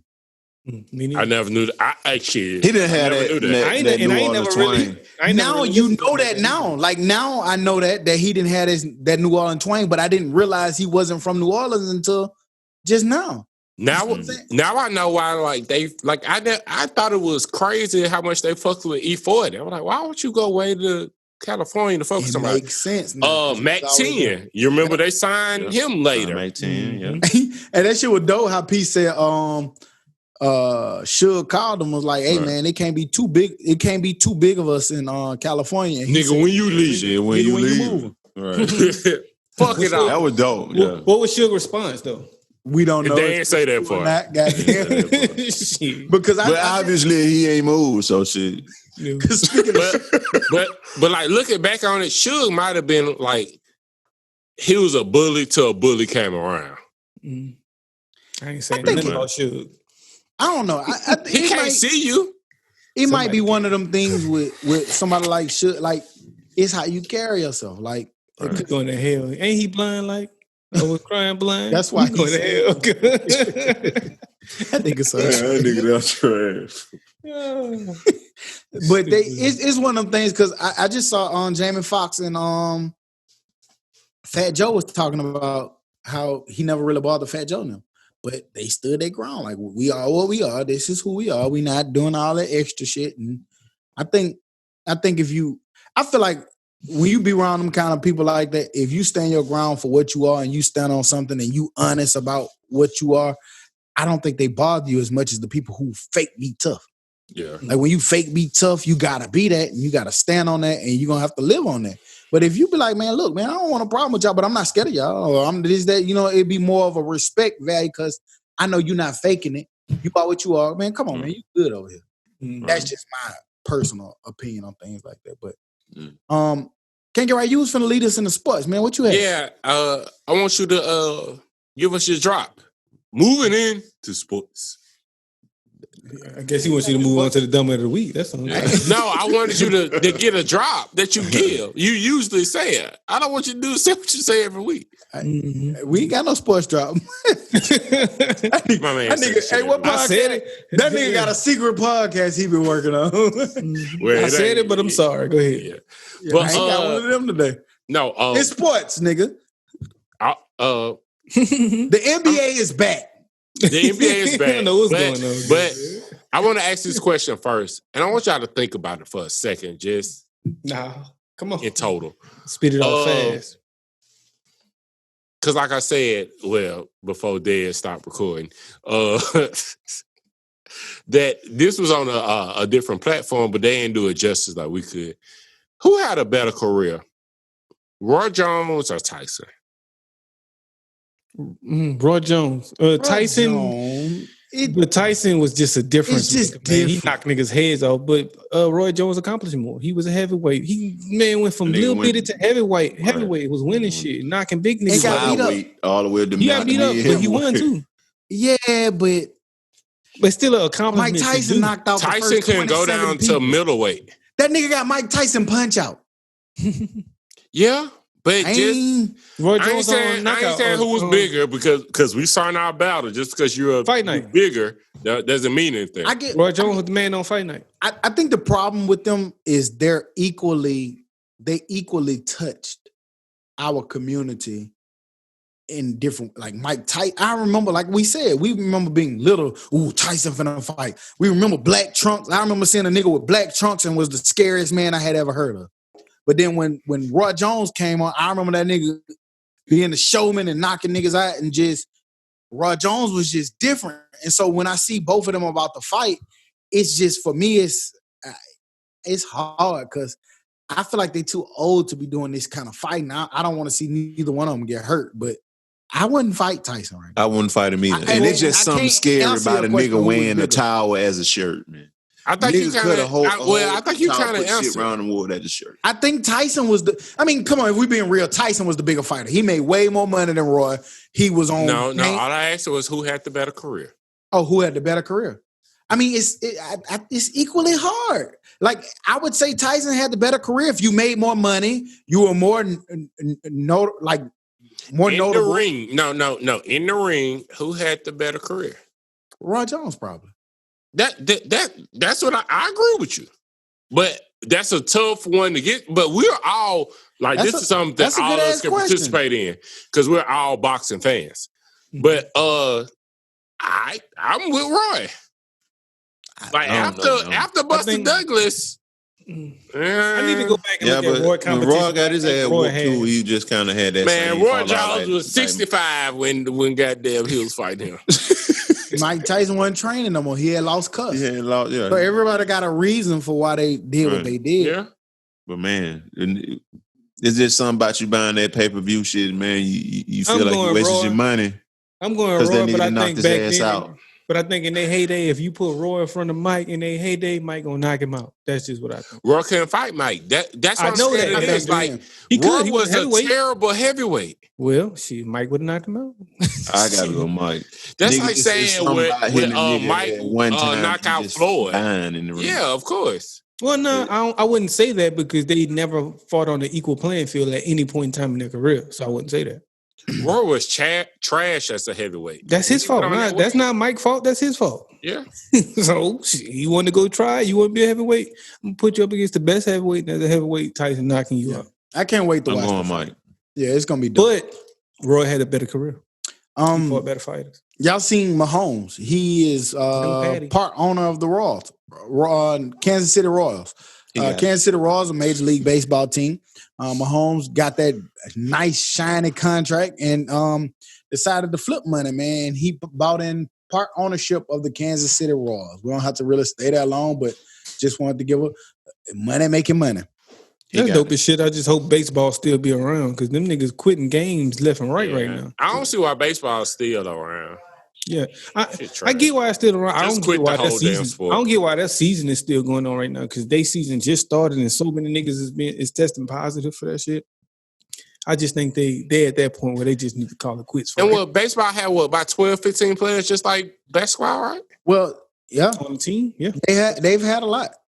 Yeah. No, I'm just saying I understand why this shit can't work for football, but why, nigga, quarantine? Yeah, it's not that easy. The basketball we talking about. Basketball has that bubble. No other sport does. So I think just for that point alone, it's going to be hard for every other sport. We speaking about Mahomes in NFL. So football, it's a lot of players opting out, saying that they're done. We saw 4 or 5 Patriots are out. Notable Dante Hightower, Brandon Bolden are some of the more notables. Then you got a few other players. Chance Warmack with Seahawks. DeAnthony Thomas with the Ravens said that he's not going to do it. It's a lot of different players basically opting out, saying that they're not with it. I want to say how y'all felt about it, but if you're a teammate, you're somebody like the Chiefs, you're defending Super Bowl champions, or you're somebody who's right on the cusp. The Patriots, like I said, got 4 or 5 different players out. You got a new excitement with Cam coming in. How would you feel if your teammate decided that they were opting out and not electing to play this year due to COVID? I'm glad you mentioned Cam. I think the Patriots players, they just don't want to play with Cam and his romper. One of them went on to say about, you know what I'm saying, his wife, they'd had several miscarriages and they finally got, the baby. So he want to just focus on that right now. And he don't want to be a part of it. So right. And then I get that, you know what I'm saying? Stay with your family, you know what I'm saying? Your health come first. You know what I'm saying? You don't get that's another something life. serious. So let me, because you said that, I gotta react. That's something serious. So of course that makes all the sense in the world. I would do the same thing. Yeah. It was I forgot the nigga wanted to be an adult. I thought we was trying to have fun. It was one of them tackles. He had previously had cancer. He was like, "No, I'm opting out," because you know what I'm saying. Was that to do with the Packers? I can't remember. He a lineman though. I forgot he an offensive lineman, offensive tackle guard. But I forgot who he played for. But he was like he had cancer, therefore he couldn't play as well as one of his kids as well. So not only that, not only you putting yourself in danger, you possibly put your kid. I think it's good when the receiver who you talking about, good one. Wife had some issues. Yeah, good. His wife had those 3 miscarriages, and then finally just recently had a baby. And to me, it's a little different too. From an NFL standpoint than college. You know what I'm saying? NFL, like we're making millions. I'm not mad at you if you don't want to come out and make your money, or like you want to sit out. Like you were entitled to do that. You've made however much, like Hightower. You've made a lot of money. You're probably secure. Hopefully, you made the right decisions and securing your family and things like that. But I'm not mad at him for choosing to protect his family. It's just like now, I've talked to a couple of different. I had a homeboy, you know what I'm saying, wanted to come, lock in, you know what I'm saying, for a couple of days at the spot, and I couldn't. I felt weird saying no because of COVID and everything, but at the same time, his response to it was a little different because he understood why I would say that. Under normal circumstances, I never would say that. Right. But being that we're in what we're in, you can't be mad at somebody that want to protect their health and doing what's best for them and their family. Yeah. But I just wanted to ask y'all how y'all felt because we see a lot of college players, notably in the Big 12, they're sticking up and basically saying Pac-12. I'm sorry, what I said, the Big 12? Pac-12. Sorry, Pac-12. Basically saying that they're trying to get together. Now, I did read recently that a lot of the 80s or the who's who, the power makers in the Pac-12 has not heard from this group yet. They've only just been hearing information and getting letters, but they haven't actually sat down with them. But a lot of these college kids, college is a little bit different than NFL, are basically saying that they don't know, that they don't want to take the field without proper compensation, which right now technically is illegal for NCAA players, and that they want rights and things handed out to them. And I just wanted to get y'all take on that from that standpoint. Good stance. I think that's a super dope stance. Right. And if something happens to them and God forbid they were to pass away, they don't have anything but a college stipend that's going to take care of them. Or if they don't have a NFLPA. Right. And some of these kids have kids. You know what I'm saying? They don't have nothing in place where their kids are going to be taken care of. So, like, think about it. Going into our senior year, we had kids already. Mm-hmm. It was a few more of us who have them. Mm-hmm. So if I'm in my senior year and I have a kid and something happens to me, who's going to take care of my kid? You know. Right. This scholarship that goes away once I go away is not going to take care of my kids. Right. So. True. Good stance. It is no way college players should be playing right now.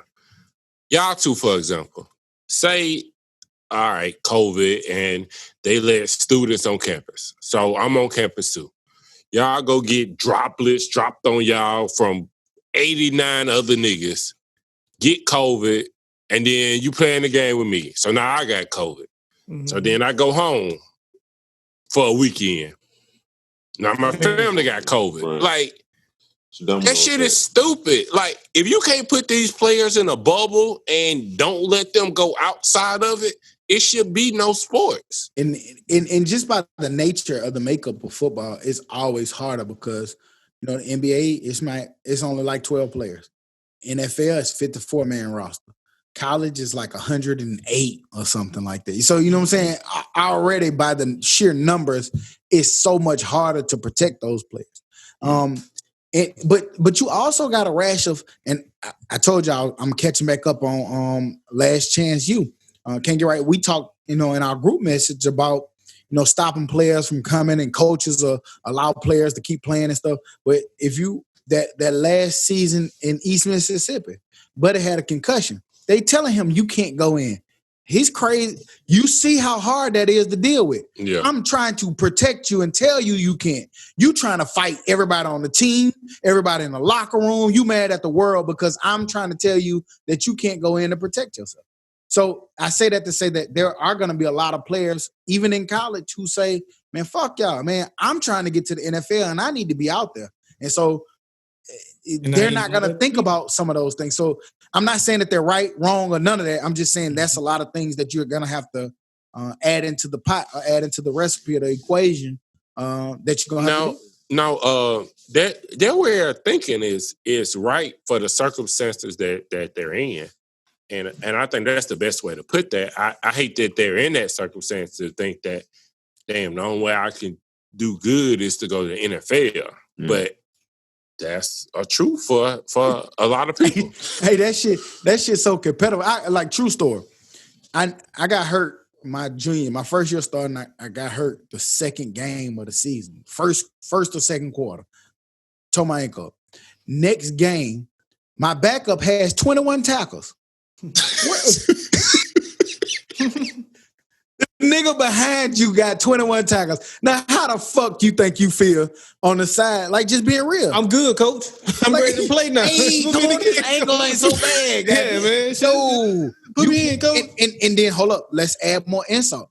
The nigga is, you're a junior. This nigga's a red shirt freshman or a sophomore. That's scary, bro. Like, I don't care what you say. A lot of people won't say it, but that's just how competitive it is.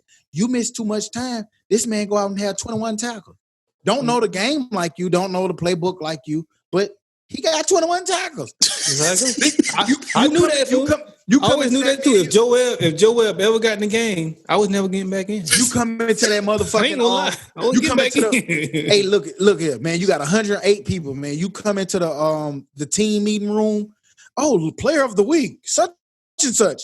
Got his pitch up that bitch. He had 21 tackles. You owe that bitch ankle fucked up. You owe that bitch like, God damn. Now, fortunate enough, I was able to, once I was in a position to, once I was healthy, it was mine. It was back. I earned it. But that shit don't look good, man, when you sitting on that sideline and you hurt and a nigga that had 21 tackles. So I say that to say, where people will opt out because they feel they have the power, there's going to be some people that might opt in.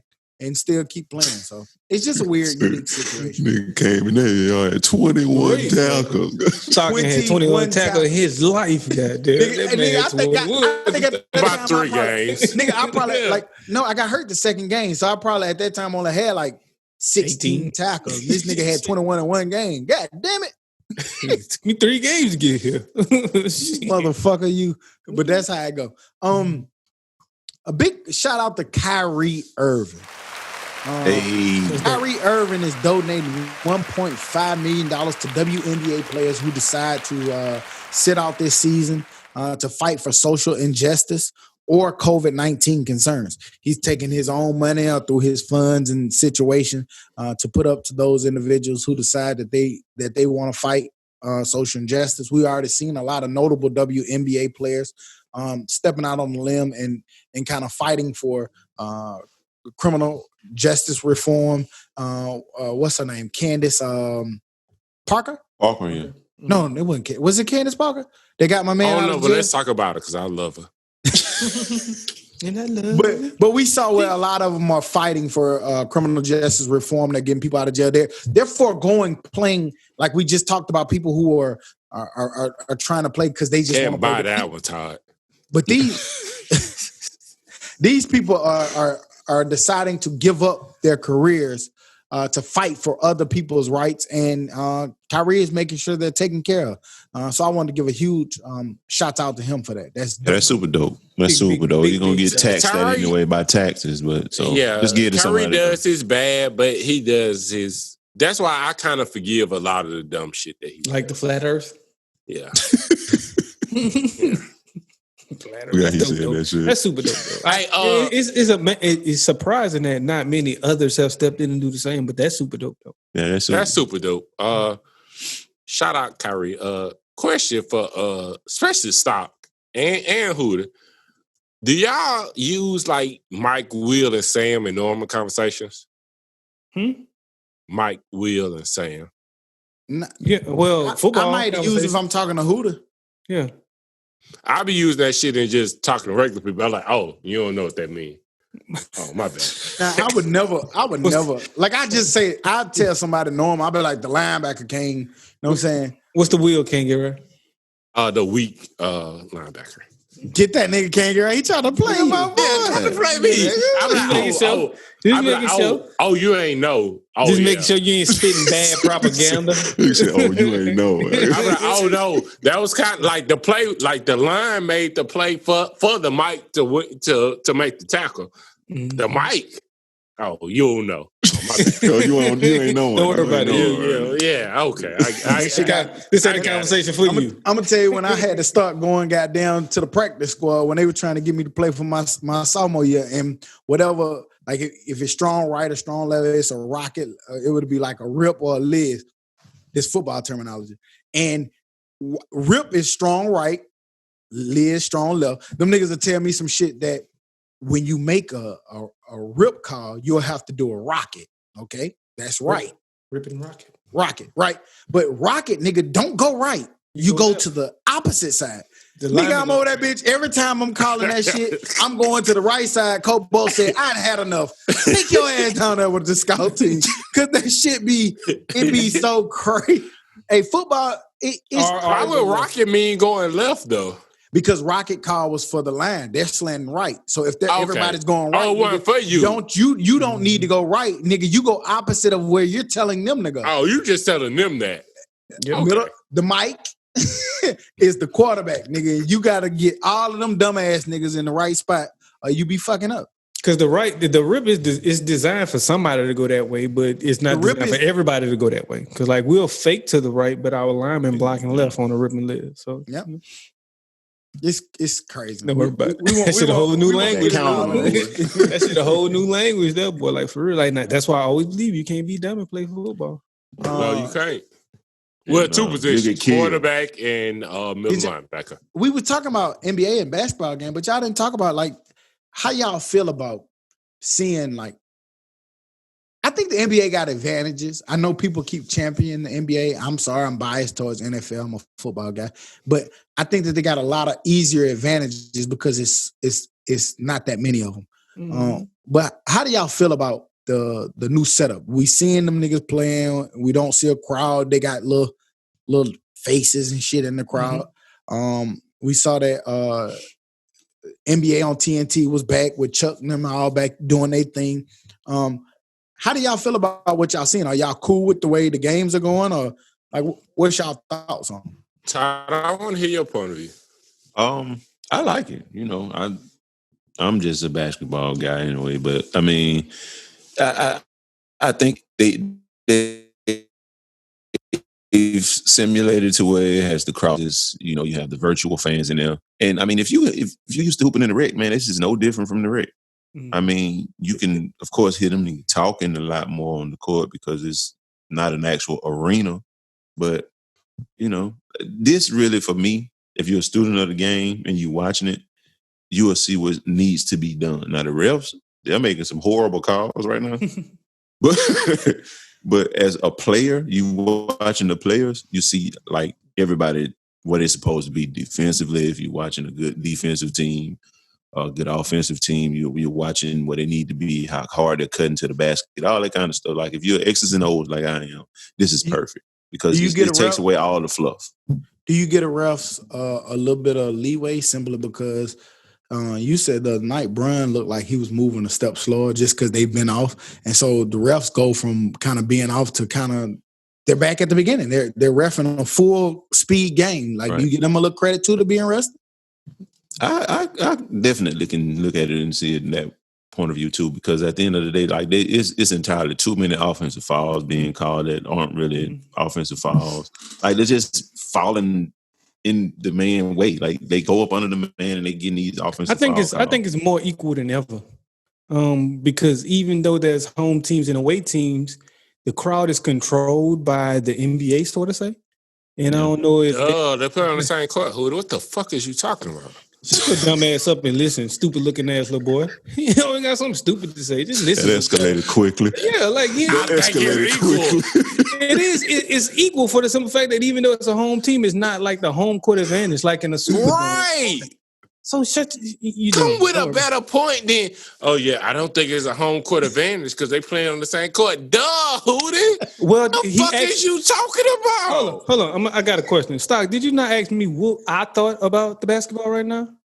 So you stupid ass little boy. That's what I think right now, nigga. I think it's more equal than ever. Y'all, all right, y'all gotta say was his statement stupid or not? Y'all just gotta say it. I just want to answer to my question, man. Exactly, nigga. And so that's my take on it. So continue with your stupid ass point. Go ahead. Hey man, I have one compared to your 90. Okay. Little boy. But no, man, if you're a fan of rec basketball, that's basically what it is with officials. Do you have home court advantage in the rec, Todd? Well, you had home court advantage anywhere, bum? No, because I don't play, I play in like a rec. Like the same way they play at the same court. Mm-hmm. So it's no home court advantage. Bum advantage. I don't think it's a home court advantage because they're not playing at home. Duh, nigga. You missed the point, but don't worry about it. I just let you be stupid. The only team that can have a home court advantage is the damn Orlando Magics. That's the only team that can have a fucking home court advantage. But it's no crowd, so they probably don't have it either. Exactly. So why the fuck would you say... You just said they would. Nobody has a home court advantage. Well, they do have fans rooting for the home team if you wasn't paying attention. Huh? Don't worry about it. See? Yeah. Don't worry about it. You're stupid. That's all it is. You're stupid. That's why he kind of asked, can you simulate, is it a way to simulate the crowd? Right. Like, they actually have a home crowd, dumb motherfucker. Why you so busy there? No, they throw in, like, generic noise. Okay, for the home team, nigga. You stupid. Don't worry about it. It's okay. The same, Hootie. That ain't somebody calling you, oh, hey, LeBron, you ain't shit. And that's my whole point in saying that, Kangi, right? Thank you. You stupid. That's my whole point, man. They just throwing in noise. Like, that's a noise for the same people. It ain't... Okay. All right. Don't worry about it, bro. It's cool. But all in all, man, the NBA is back. Moving on into the dummy of the week. Dummy. Dumb something. Dumb type of dummy. Stupid ass. Get right, dumbass making points against his point or his point. First, he got $4 million in COVID-19 relief loans, and then he bought a Lamborghini. Cold cash. One of the first things David T. Hines bought when he got his $4 million in COVID-19 relief from the federal government was a Lamborghini. I don't know if y'all saw this, but needless to say, he bought an Italian sports-made car, a Lamborghini, for $318,000. It wasn't on the list of things that you could buy with your loan. Hines had some construction companies or things that he had down in South Florida. Can't move concrete with that, bro. Yeah. My man basically took the $4 million in loans. I think it was through 3 different companies and decided that it was a good idea to go buy him a $318,000 muscle machine. I don't know if y'all saw this, but the feds picked up on it, and he since has been arrested on Friday. He also bought $1,000 on dating websites. You know, you got to go buy some goddamn. Got to go buy some pussy. I think when he bought some pussy, I think took $1,000 when he bought some pussy, goddamn. With an SBA debit card, nigga got it for free. Look at my bank receipt. He bought Look at my Lamborghini. My man went and bought thousands of dollars on a dating website. He bought Black jewelry and clothing. Along with stays at high-end hotels. Farmers only, good. He stayed at the Fontainebleau. SBA basically have already narrowed in on him because of such a high purchase with his Lamborghini. So for that, Mr. David motherfucking Hines, I think that's his name, David Hines. You are the I know some dumbass David Hines. But look, though, damn, should have went got you a Corvette and call it. Okay, so he get locked up, right? How do it's a loan, so you got to pay the money back. Correct. If I wonder how much his payment is gonna be, because you have so long to pay it back. $11. Yeah, $11. Is it worth it? I think it's worth it. $11 a month. Good. I think it's worth it. I think they're gonna make an example. Yeah, $11. They should, because they're gonna call him fraud. They're gonna say fraud. And then because of the time that it is, but somebody else who only got a meager amount, maybe not. Maybe they let that shit slide. You just better pay us back, or else, motherfucker. Bro got $4 million. $4 million, dog. $4 million in a Gallardo. How you you got enough sense to get $4 million from the government, but you don't have enough sense to be cool? Oh me. Have your damn mama or auntie put that shit in their name. Then they going to jail. Yeah, and it was crazy because it was the payroll loan that he did. He basically said that he had 37 of, I think it was 37. Employees. Yeah, 37 or 47, 37 to 50 employees. Basically, it had to be. I believe it has to be under 50. So he probably said 47. Yeah, so I think that's where he got it from. Basically saying that he had those employees. 70. That's what it said. He spent at least 70 employees. He said that he had 70 employees with a monthly payroll of $4 million. The bank approved 3 different applications totaling $3,984,557. And they were doing he paid himself. When he bought that Lamborghini, the Lamborghini cost more than his employees' goddamn compensation. So for that, Mr. Hines, you are the dummy of the week. Dummy of the decade. Real stupid. Other than that, man, we got any other information or any other things that we want to say? This was a pretty good part. Don't have no more hit and run, stupid. That's the only reason you got caught. You had a hit and run. Definitely had a hit and run. Dumbass little boy. Any other news or anything that we want to add on to the pod? See what else I could call Can't Get Right Dumb about. It's okay. It can't be no more than I call you dumb about. Shit, every time. Tyler, how's your tat, man? What's up with getting a tat in the pandemic, though? Oh, the same thing, what you get taking pictures in the pandemic. He had a mask. He had a mask on. Don't let that nigga get you. Yeah, he did. Yeah, we did. It was just me and Hakeem, you know what I'm saying? Shout out Hakeem. Ty, you too old and got a little bit too much money to be going to Hakeem. What's wrong with Hakeem? The truth. I can't wait to go to Hakeem. All I know is, hang on, maybe I'm ignorant like Hootie is on this. You very ignorant, but also all I know is everybody went to Hakeem when they ain't had. I got my last. And it was all I got my last tat from Hakeem. I didn't know he was a real artist for real. Hakeem just he did all of mine. Hakeem just was a hustler. He gonna make some money off the college kids who want to come get college tattoos. But Hakeem, when you want the good shit, he gonna get you the good shit. Yeah, Hakeem, like you spend the right money, Hakeem gonna give you the right shit. Okay, all I know from Hakeem is dealing with college kids. So all right, Hakeem, my bad. At that time, you was a college kid. Right. But, but as an adult, Hakeem has tatted a lot of your adult friends. Absolutely. All of them, shit. Right. Even Courtney. It's not about... Nigga crazy.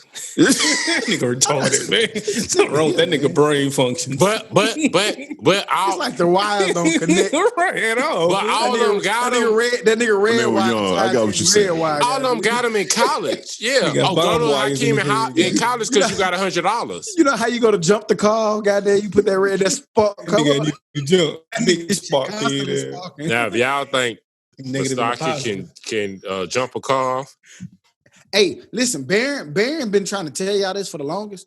But Mustake is not the problem. I don't know what I let y'all get away with this little stereotype or whatever, but Mustake don't have the problem that y'all think Mustake have. You know what I'm saying? Like when it come time to do something, Mustake can do it. Name it. I got projects. I'm gonna put them up, nigga. Pandemic projects, and I want to see what y'all have done. I'm proud of you. I tell you. The only thing you do is put a desk together that come with instructions.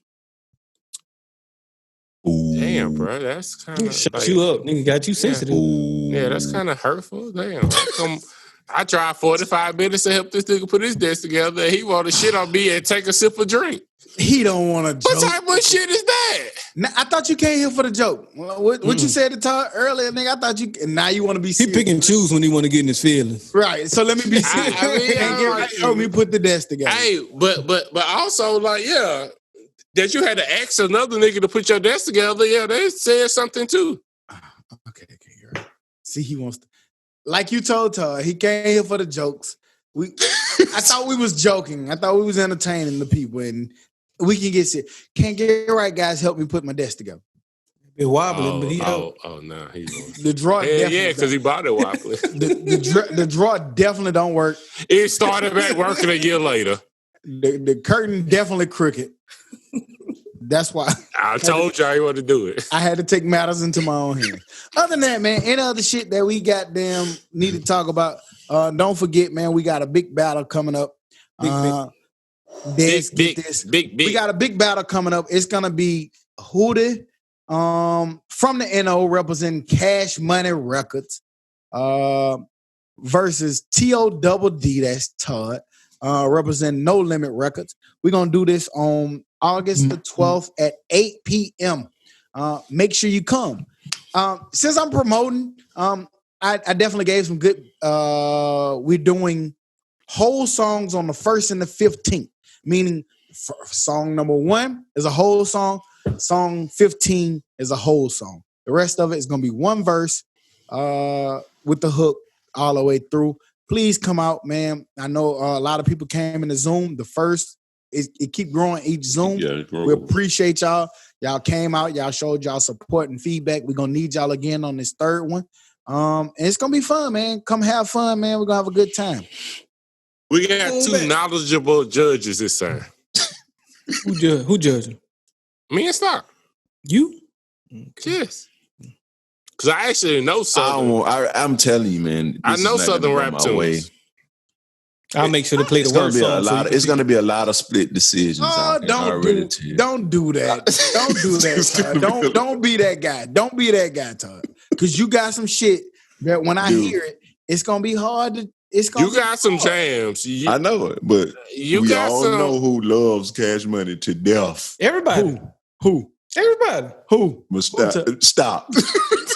Everybody. Can't you right love Cash Money? It's not like you.